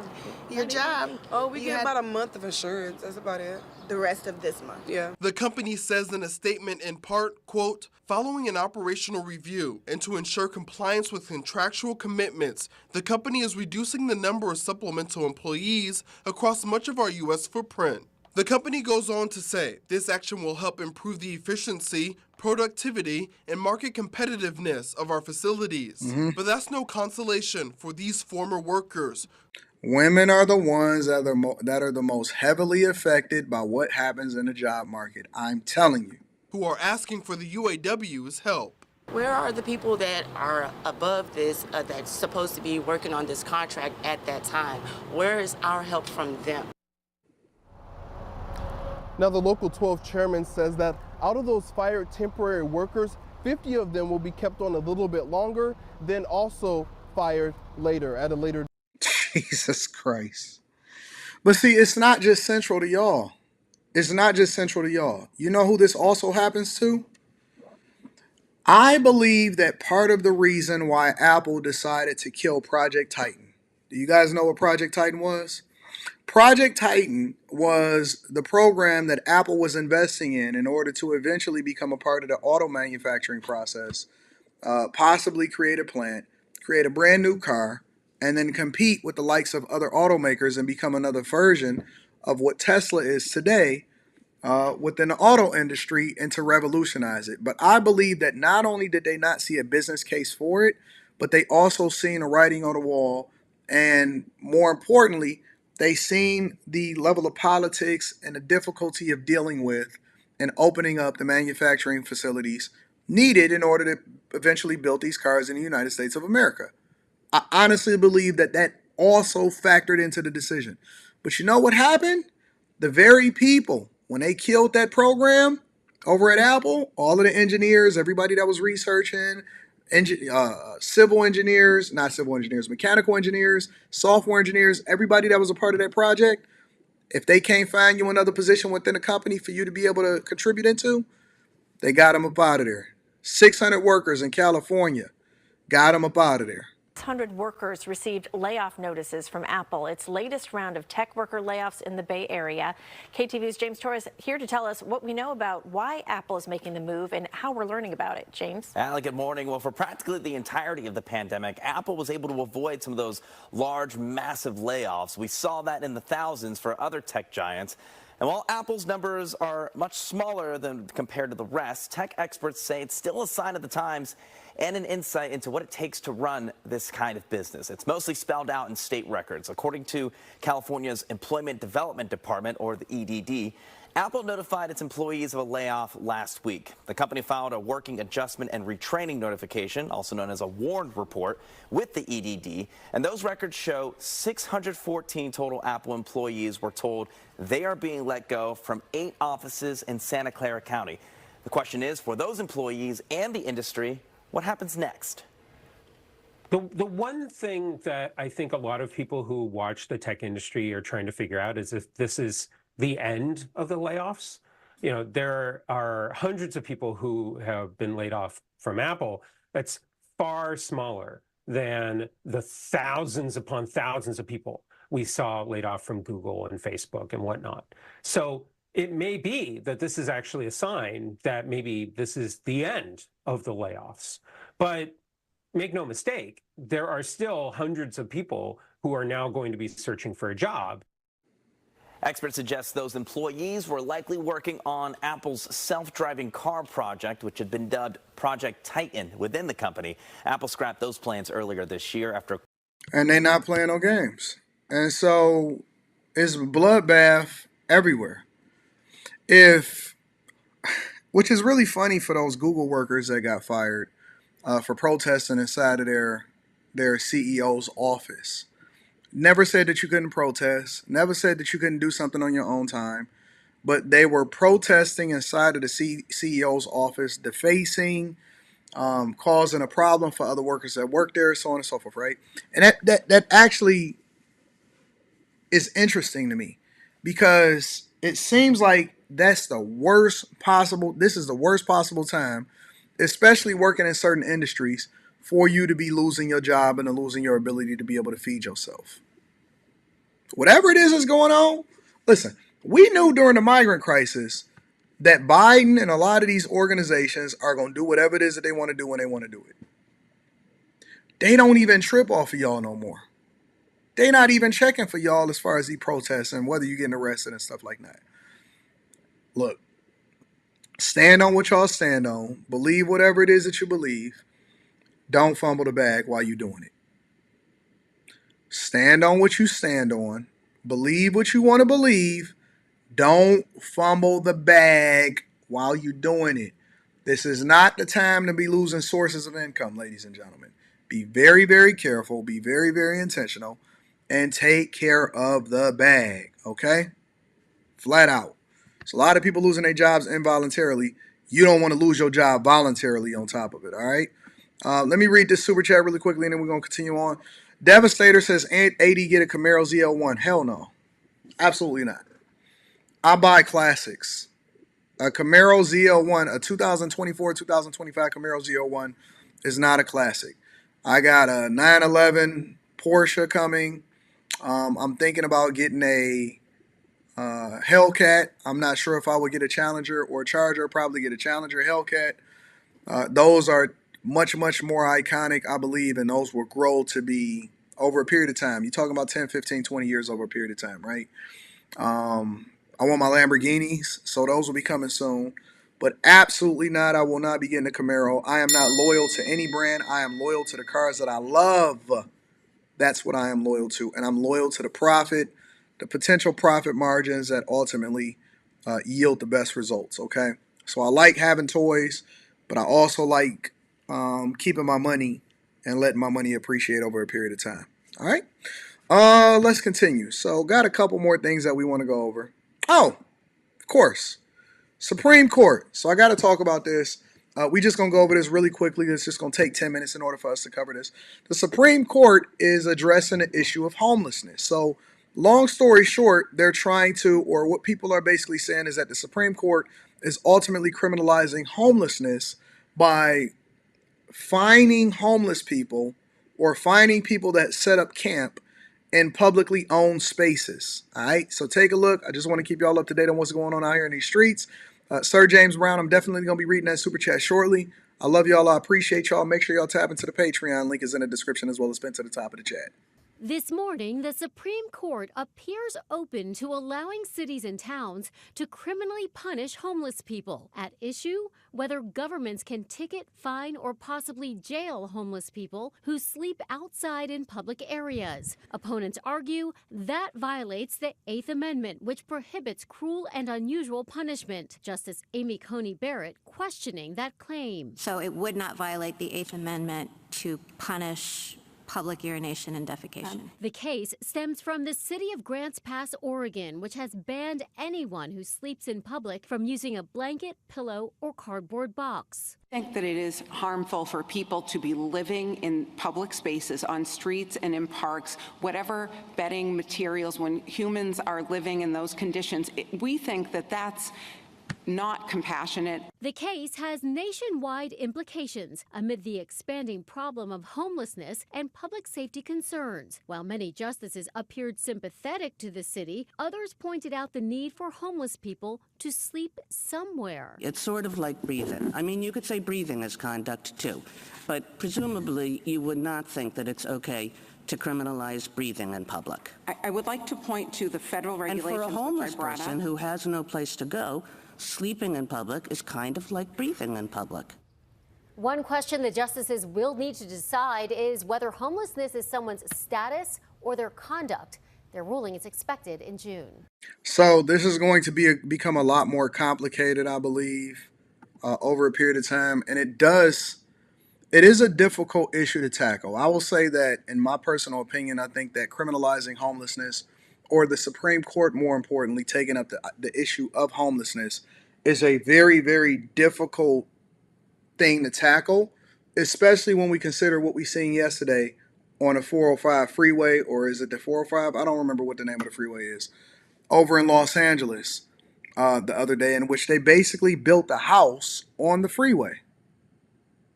Now, a lot of people will say, oh my God, that's so bad. They can't build a house on the freeway. They're still on electricity, so on and so forth. And they built a whole residence over there, right? But then at the same time, that would affect what was going on there, because it's setting a precedent of what criminalizing homelessness looks like. On one hand, you can say, well, you don't want to remove the person's ability to be able to find some kind of shelter or sleep. Absolutely, I 100% agree with that. On the other hand, it's a lot of tent cities, it's a lot of defecating, it's a lot of taking over public spaces. We see what's happening in Oakland and in California, San Francisco, and all across the board. And so my question is not necessarily whether or not we criminalize it, but how do you solve for the problem, especially when we consider that so many resources has been spent on, from California specifically. They're saying that California, over the last few years, have spent over $28 billion on homelessness. I ain't seen it, because I've been paying attention and I've been watching and I've been really observing.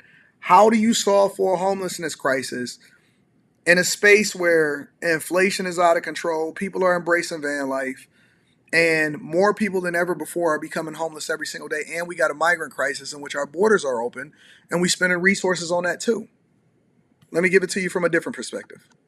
The United States Supreme Court heard arguments today about whether city laws criminalizing the homeless for camping on public property are legal.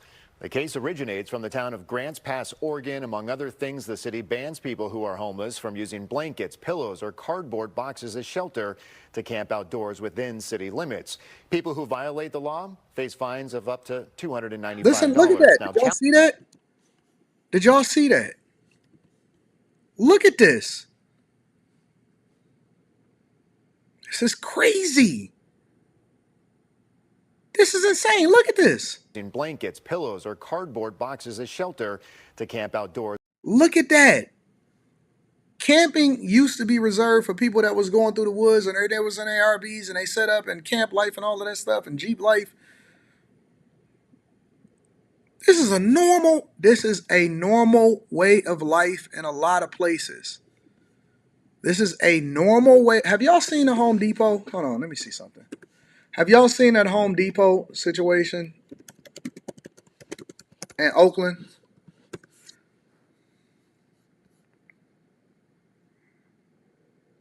Y'all haven't seen the Home Depot situation in Oakland, have y'all? I got to pull that up for y'all. Let me play this while I pull that up. Within city limits. People who violate the law face fines of up to $295. Now, challengers argue that it makes it a crime to be homeless in the city in violation of the 8th Amendment ban on cruel and unusual punishment. Meantime, the city argues the ordinance is essential to public health and safety. During court arguments, every justice did agree that the homeless problem was serious, but differed on how and who should tackle it. Justice Brett Kavanaugh suggesting it's not up to the federal courts to micromanage homeless policy, while Justice Sonia Sotomayor questioned what would happen if every city passed identical laws. Where do we put them if every city, every village, every town lacks compassion? Are they supposed to kill themselves not sleeping? The Supreme Court's ruling is expected at the end of June. The Supreme Court decision on this specific case will be closely followed by many right here in the Bay Area. KTVU's Christian Captain live tonight in San Francisco. And Christian, the mayor, many more keeping an eye out close on this one. Yeah, the city of San Francisco keeping a very close eye on this one, Mike. Right now, the city of San Francisco is in legal limbo. The city's plans to address homelessness are held up in court, and the decision that the Supreme Court reaches in this Grants Pass case will have huge implications right here in San Francisco. The Supreme Court of the United States heard oral arguments over how cities manage the issue of homelessness. While the case in question came from Grants Pass, Oregon, the case is drawing attention here in the Bay Area. Homeless advocates marched and rallied in front of San Francisco's federal court building and through the streets of the city. Advocates saying the case will get to the heart of whether cities can criminalize homelessness. The reality is folks are out there because they have no other choice for almost everyone. And it's not okay to then cite them and arrest them because they're destitute. That is, in essence, a pauper's prison that we're creating there. And I think we've moved beyond that. Yeah, the problem isn't whether or not you should fine them or whether it would be productive for them to be able to find a space to live in and stuff like that. The real problem is, how do you solve for homelessness to prevent people from being out and living in the streets in the first place? I don't even think it's as much as housing or housing costs. I just think that that's such a huge issue. If somebody really wants to tackle and fix the United States of America, if somebody wants to run on something in any city that's truly affected by what's going on, I think if you can figure out how to solve for homelessness, if you can put together a large policy, all-encompassing or all-inclusive policy that solves for multiple factors, because what people have realized, or what we have realized through obviously throwing money away, is that you can't just throw money at the problem. You can't just take a large mall and build a homeless encampment or something like that. You can't just do it by saying, well, we're going to have affordable housing in order to make sure that we have. That's not a solution. You can't just say, oh, we're going to take all of the money from the rich like they're trying to do in Chicago and we're going to solve for the problem of homelessness. What you'll start to find is that the money will start disappearing. They're going to spend 90 to 95% of the resources on administrative costs and paying salaries and making sure that they fund this building. And 26 of the $28 billion is going to go to people and facilities costs. There's going to be a bunch of companies that benefit as a result of it. They're going to take a whole bunch of money from people that's not supposed to be paying an over amount of taxes. $2 billion is going to be distributed by overspending on a bunch of resources and costs. Then everybody going to be living in these little mini sheds. And then it's going to turn into a drug den. And then the Carter is going to take over. It is a huge issue. It's my passion project. It's the thing that I used to do a lot of volunteer work. And homelessness is such a weird thing, because the face of homelessness, it spans so many different people. It could be somebody that's just one payment away from losing everything and they got a medical bill. It could be somebody that lost their job. It could be a mother that got evicted. It could be somebody that's on drugs. It could be somebody that went to Hollywood and they thought that they was going to be a star and then they got turned out and they wound up being on the streets. It could be a part of the fentanyl crisis.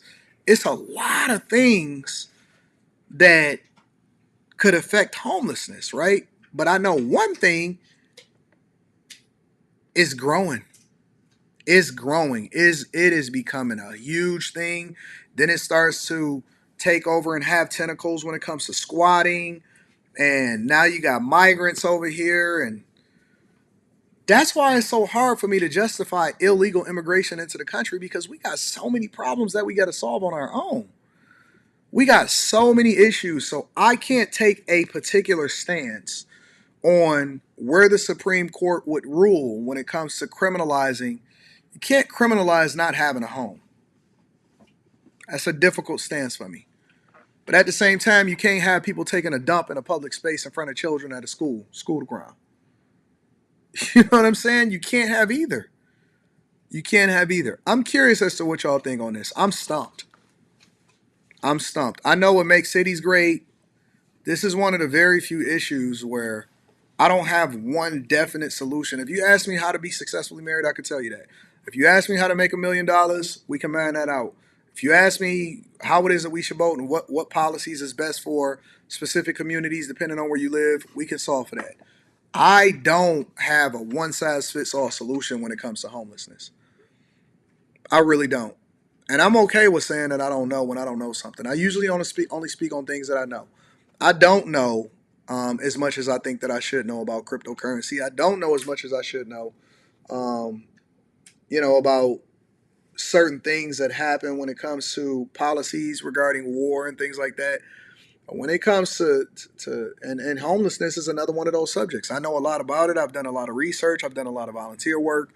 But I don't know what the solution is for solving for homelessness, because there is no one-size-fits-all solution for dealing with it. It's weird. It's very, very weird, and it's very, very complicated. It's a very complex subject, and you can't just throw money at it. I don't know. Y'all let me know what y'all think inside of the chat. But I did want to give you guys an update on what was going on as far as the Supreme Court and what issues they were taking up and what was happening, all right? Sir James Brown is in the building. Shout out to Sir James Brown. Sir James Brown says, Apple is one of my clients. The people who got laid off got fat severance packages and health insurance for a year, not COBRA. Also, employers love to hire Apple staff. That's true. But see, that's what I'm saying. Like, it's based off of, and I appreciate you for that, it's based off of your ability to be able to contribute and how marketable you are, what kind of skill set that you have. Just bought a Porsche GT. Oh, man, shout out to you. Congratulations, bro. Just bought a Porsche GT3 and a Heritage Edition 911 that I will pick up next week, Anton. Those cars are fun. In Los Angeles, Porsche has a track that you can race on. Yeah, we got a track here, too. I'm getting there, bro. I'm waiting on my allocation, and I got the 911 coming. It's not a GT3, but I got that one coming. But I built one last night, and I'm going to call the dealer, and we're going to see what we can do. We're going to see where it's popping, man. Congratulations on that, bro. I love it when people win. I love it. Send them to Mexico. Oh, my God. Dion Sardine says, I think the only way homelessness stops is people need to stop having more kids than they can afford. Yeah. Homelessness, poverty will always be amongst us, but it's so exaggerated now, and that's the problem. You know what I'm saying? It's always going to be here. You always going to have poor people. You always going to have rich people. You always going to have people in the middle, but it's so far on the other side. So I don't know, man. I don't know. I don't think that it's a one-size-fits-all solution. Alcatraz Island is empty. Y'all some wild boys, man. Thank y'all for the super chats. I appreciate y'all. One more thing that I wanted to cover before we get up out of here. Whose man's is this? Says AD. Hey, AD, new bag chaser. Let me get a round of applause for the bag chaser. Just decided to live out my truck as a truck driver for the next couple of years. Stack my money and invest in assets. Much love. Let's get it. Yeah, man. Like, that's what I'm saying. What we define as homeless is not really homeless for some people. Like, I remember it was a lot of engineers that went out to Silicon Valley when it was booming in the late 90s and the early 2000s, and they looked at the housing market and they said, we didn't want to pay for this housing market. So a lot of them actually had rented vans or they rented trucks in order to sleep in, make a whole bunch of money, and then they wound up buying a house cash. You know what I'm saying? So it's levels to it. It definitely is levels to it. Shout out to y'all. Make sure y'all tap into the Patreon. Link is in the description as well as pinned to the top of the chat. Last thing that I want to tackle. I seen this pop up on CNBC. And if you are a part of Stock Club and if you are a part of the Patreon, you know that Anton does not advocate that you invest in a hospitality industry. I'm not telling you that you can't, but the way that we break down stocks, and we do have Stock Club coming later on this week, the way that we break down stocks, and whether or not you should invest in any of these companies, I am not a fan of the hospitality industry at all because it's a boom and bust cycle. They carry a lot of debt.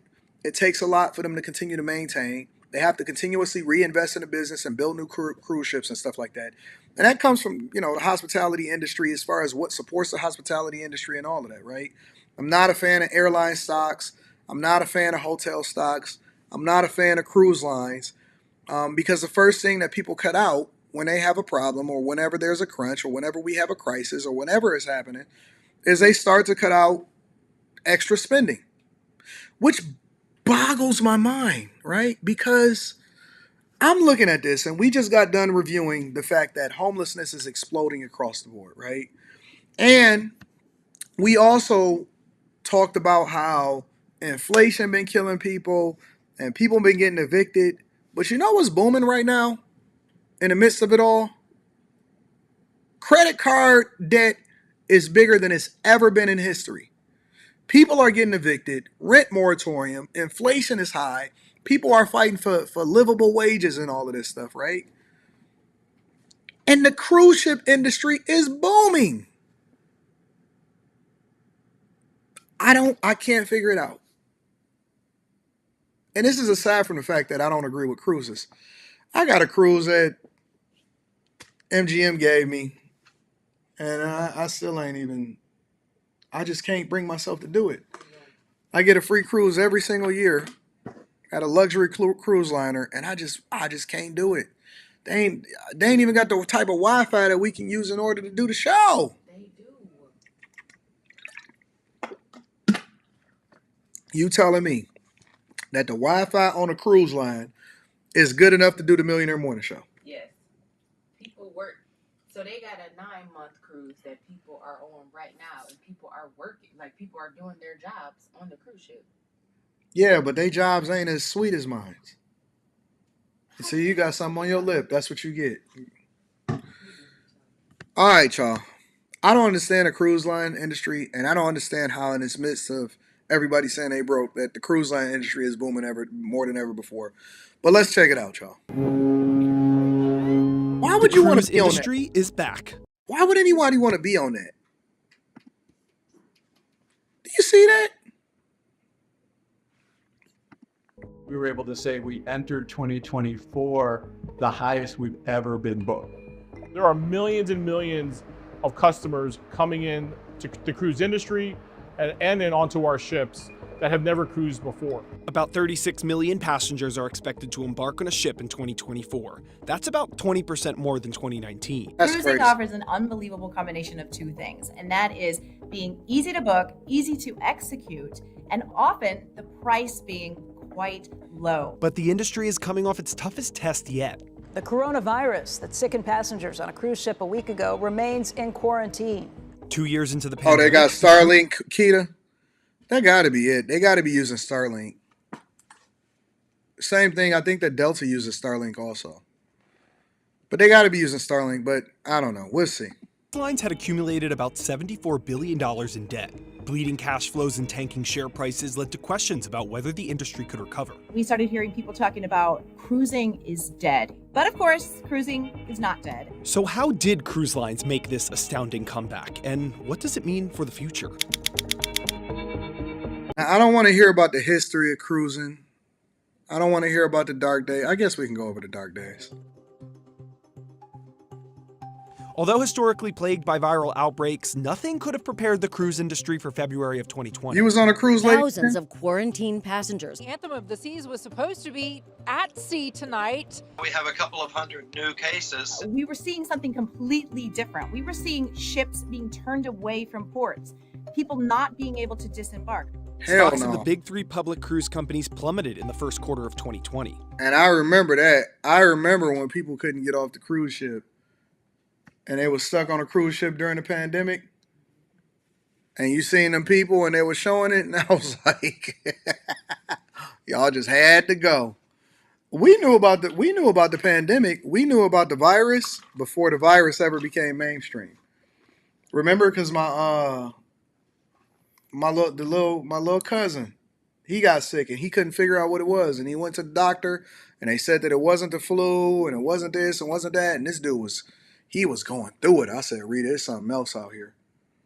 It's something else out here. He was going through it, and he young and healthy. Dude was what, 20s or early 20s and productive and a basketball player and eats healthy, and he was like, I can't help. I'm over here feeling like I'm dying. I'm like, man. I'm like, what is wrong? We wasn't saying him and stuff like that. I said, what's wrong with him? This was like 2019, before 2020 hit. This was like the fall. It was November, yep. It was November in the fall. And I was like, something is happening out here in these streets. I'm about to sit tight. I ain't doing nothing. I ain't going nowhere. I'm about to retire. He stayed sick all the way through, like, He was sick for a very long time. He was sick for a very long time. And it wound up being that, which tells me that they knew what was going on way before they released it to the general public, before they started saying anything to us. That junk been over here. Oh my God, it's the first reported case of the pandemic. I'm trying to use certain words. It's the first reported case of the pandemic. I was like, man, them cases been over here. They been here. People been sick up over this joint. But let me continue. And the industry had to shut down for 15 months. By September of 2022, the three public cruise lines had accumulated $74 billion of debt. That balance comes with a big interest expense burden. We were chugging along at about $200 million of interest expense before the pandemic, and now, it's hovering around $1.8 billion. There is no textbook, there is no business school class, there is no experience that teaches you on what happens one day when you're not operating for a very long period of time. So we really spent the time to focus on that, get our cost structure in place, while at the same time making sure that we maintained our ships very well.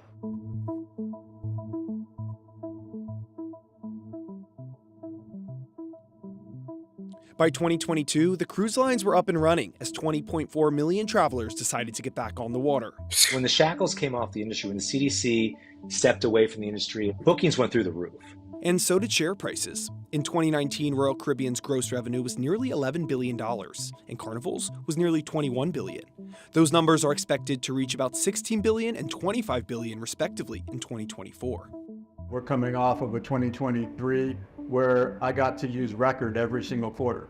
Record revenue, record pricing levels that we were achieving, and it accelerated over the course of 2023. And that momentum continued into 2024. It's a business that generates a lot of revenue, a lot of margin, a lot of cash flow. And we were confident that once we got back into service, that we would accelerate into this and that the demand for Icon, as well as our broader fleet and brands, was going to be exceptionally strong. And that has clearly proven out. The Icon of the Seas, the biggest ship in the world and latest addition to Royal Caribbean's fleet, sailed its maiden voyage out of Miami in January of 2024. It started booking back in October of 2022, where it set the company's You want to go on the Icon of the Seas? Why? The biggest cruise ship in the fleet. What does that mean? Why do I want to be on the biggest cruise ship in the fleet? They have like a whole Central Park on there that look like New York. They got a small amusement park. But why don't I just? Why would I want to go to a park that looked like New York? Why wouldn't I just go to New York? Because you get to visit islands as well. Okay, so we fly to New York and then we go and visit whatever island we want to visit, and then we get to immerse ourselves in the island. Do everything in one stop. It's one stop shopping. But you're not really in New York. You're on a cruise ship that looks like New York. What I'm saying is that, that's not the reason. I'm just telling you some of the amenities that are available on there. If y'all find me stuck on a cruise ship, then y'all know that it was not my it's not my choice.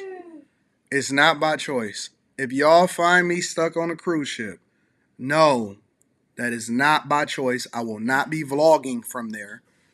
I will do my show. I will do my due diligence, but I will not be vlogging, and I will sit in my room. Oh. So you have a tantrum, basically. I didn't say I was going to have a tantrum. I said that I had to work. That sounds like a tantrum. That's not a tantrum. That's why you still got hot chocolate on your face. Oh, my God. Single-day bookings.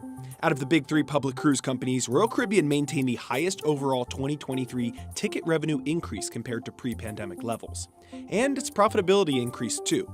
The best profitability measurement for this business is probably EBITDA per capacity unit, right? So like literally how much profit they make on every cabin, right, on average. And if I look at 2024 and what we're modeling for 2024, Don't Royal listen to these Caribbean people in the chat. has grown that metric versus 19, whereas the other two have not. Despite that, 2023 was Norwegian's first profitable year in terms of net income since 2019. See what I'm saying? Why would I invest in a cruise stock? It's so fickle. Bag chasers. Do not invest in cruise stocks. Can't wait to do whatchamacallit? Stock Club.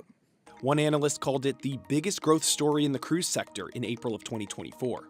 We're seeing record book positions, record guests traveling, record prices, and it gives us great optimism for the future. Once a ship sets sail, operating expenses don't change much, whether it's full or not. That means, historically, the cruise lines have done whatever they can to fill their ships. So when the cruise industry looks over at the airline industry and sees that the airline industry has trained all guests, right, and you and me to not wait until the last minute and to expect if you wait in the last minute, you're going to pay the highest price. No, listen, some of y'all saying, hey, yeah, you can make payments on it or whatever. I get a free one every year. I just don't use it. No, you was asking how do people afford this? They telling you that's how. Yeah, but if you're making payments, then that means you can't afford it. No? Some people planning like a year out. Look, one of the things that you get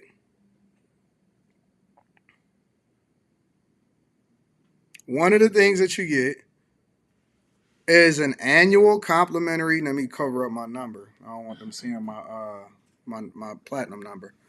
It's an annual complimentary. Hold on, I got to spin that around. I get a free annual complimentary high-end cruise every single year, right? Every single year I get one. And I don't go. I don't go. Rita's saying that I'm going this year. I don't know about that, ma'am. I don't go. I've been on a cruise before. I've been on a cruise and I was like, oh, this is interesting. And then I got on off over there. Yep. And then I seen, who do we see on there? Hulk Hogan? I was like, oh, man, it's the Hulkster. Yep, I seen Hulk Hogan and his daughter Brooke and all of them. Hulk Hogan was on my cruise. Cruise industry wants for itself. And now, that's finally happening, at least for Royal Caribbean and Carnival. Simply put, these graphs show how as the ship's sail date approached in 2022, prices went up. In 2023, at an even stronger rate. Norwegian, the third largest cruise line, has not experienced the same shift. Low to high, that's the ideal, right? Not high to low, where you have 90 days to basically sell distressed inventory. That's a bad habit to get into. Consumers know it, the trade knows it, and they'll take advantage of that. But it's not only the ability to increase prices as the sail date nears that's important. According to experts, traveling on a cruise ship has traditionally been about 25 to 30% cheaper. Can we get a chaser meetup on a cruise? Man. Than land-based traveling. That difference widened during the pandemic. Today, it sits at about 40 to 50%. We'll always be able to say we're evaluated, right? We can always be lined up against land alternatives. You get a free suite and you're not going, that's wild. What do I care? I get the top of the line. Whatever it is that says the top. What's the top one at the cruise ship? That's what I get. It's a suite? Ocean View suite. I think you can pick a 3-day. You don't gotta be gone that long. What's the shortest cruise that you can get? 3. I gotta go? 3 days. Do I have to go? Why? What else you gotta do?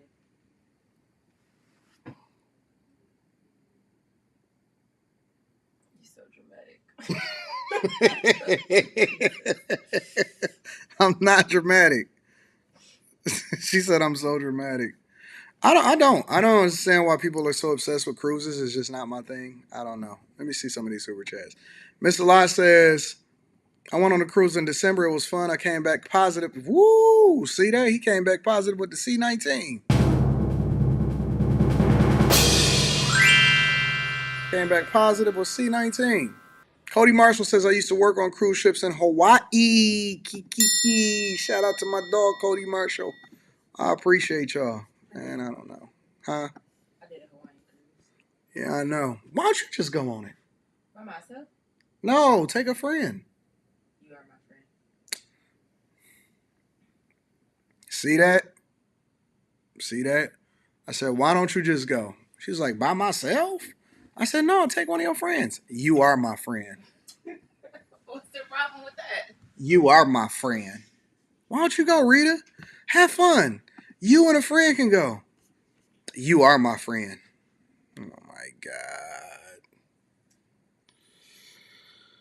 God. Anyways, I got a flight to catch. My background looks like I'm on a cruise ship right now. Do it really? Got the people out there. You see my background? See the people out there? All right, y'all. I'm going to see y'all in Detroit tonight. We're going to jump on after hours. We're going to have a good time. And we're going to get it popping. All right? I love y'all. I appreciate y'all. Make sure y'all tap in with the Patreon. Link is in the description. Shout out to Tiege Hanley, the sponsor of the show. And we don't miss. We never miss. Let me get up out of here while I got, 45 minutes to get up out of here? My late checkout. Because it's actually 1 o'clock there, 1:12 there, but it's 12:12 here. Do anything happen on 12:12 or is it just 11:11? I don't know. Anyways, I love y'all. I appreciate y'all. I'm going to see y'all on After Hours tonight. Make sure y'all do what y'all supposed to do and be on top of things.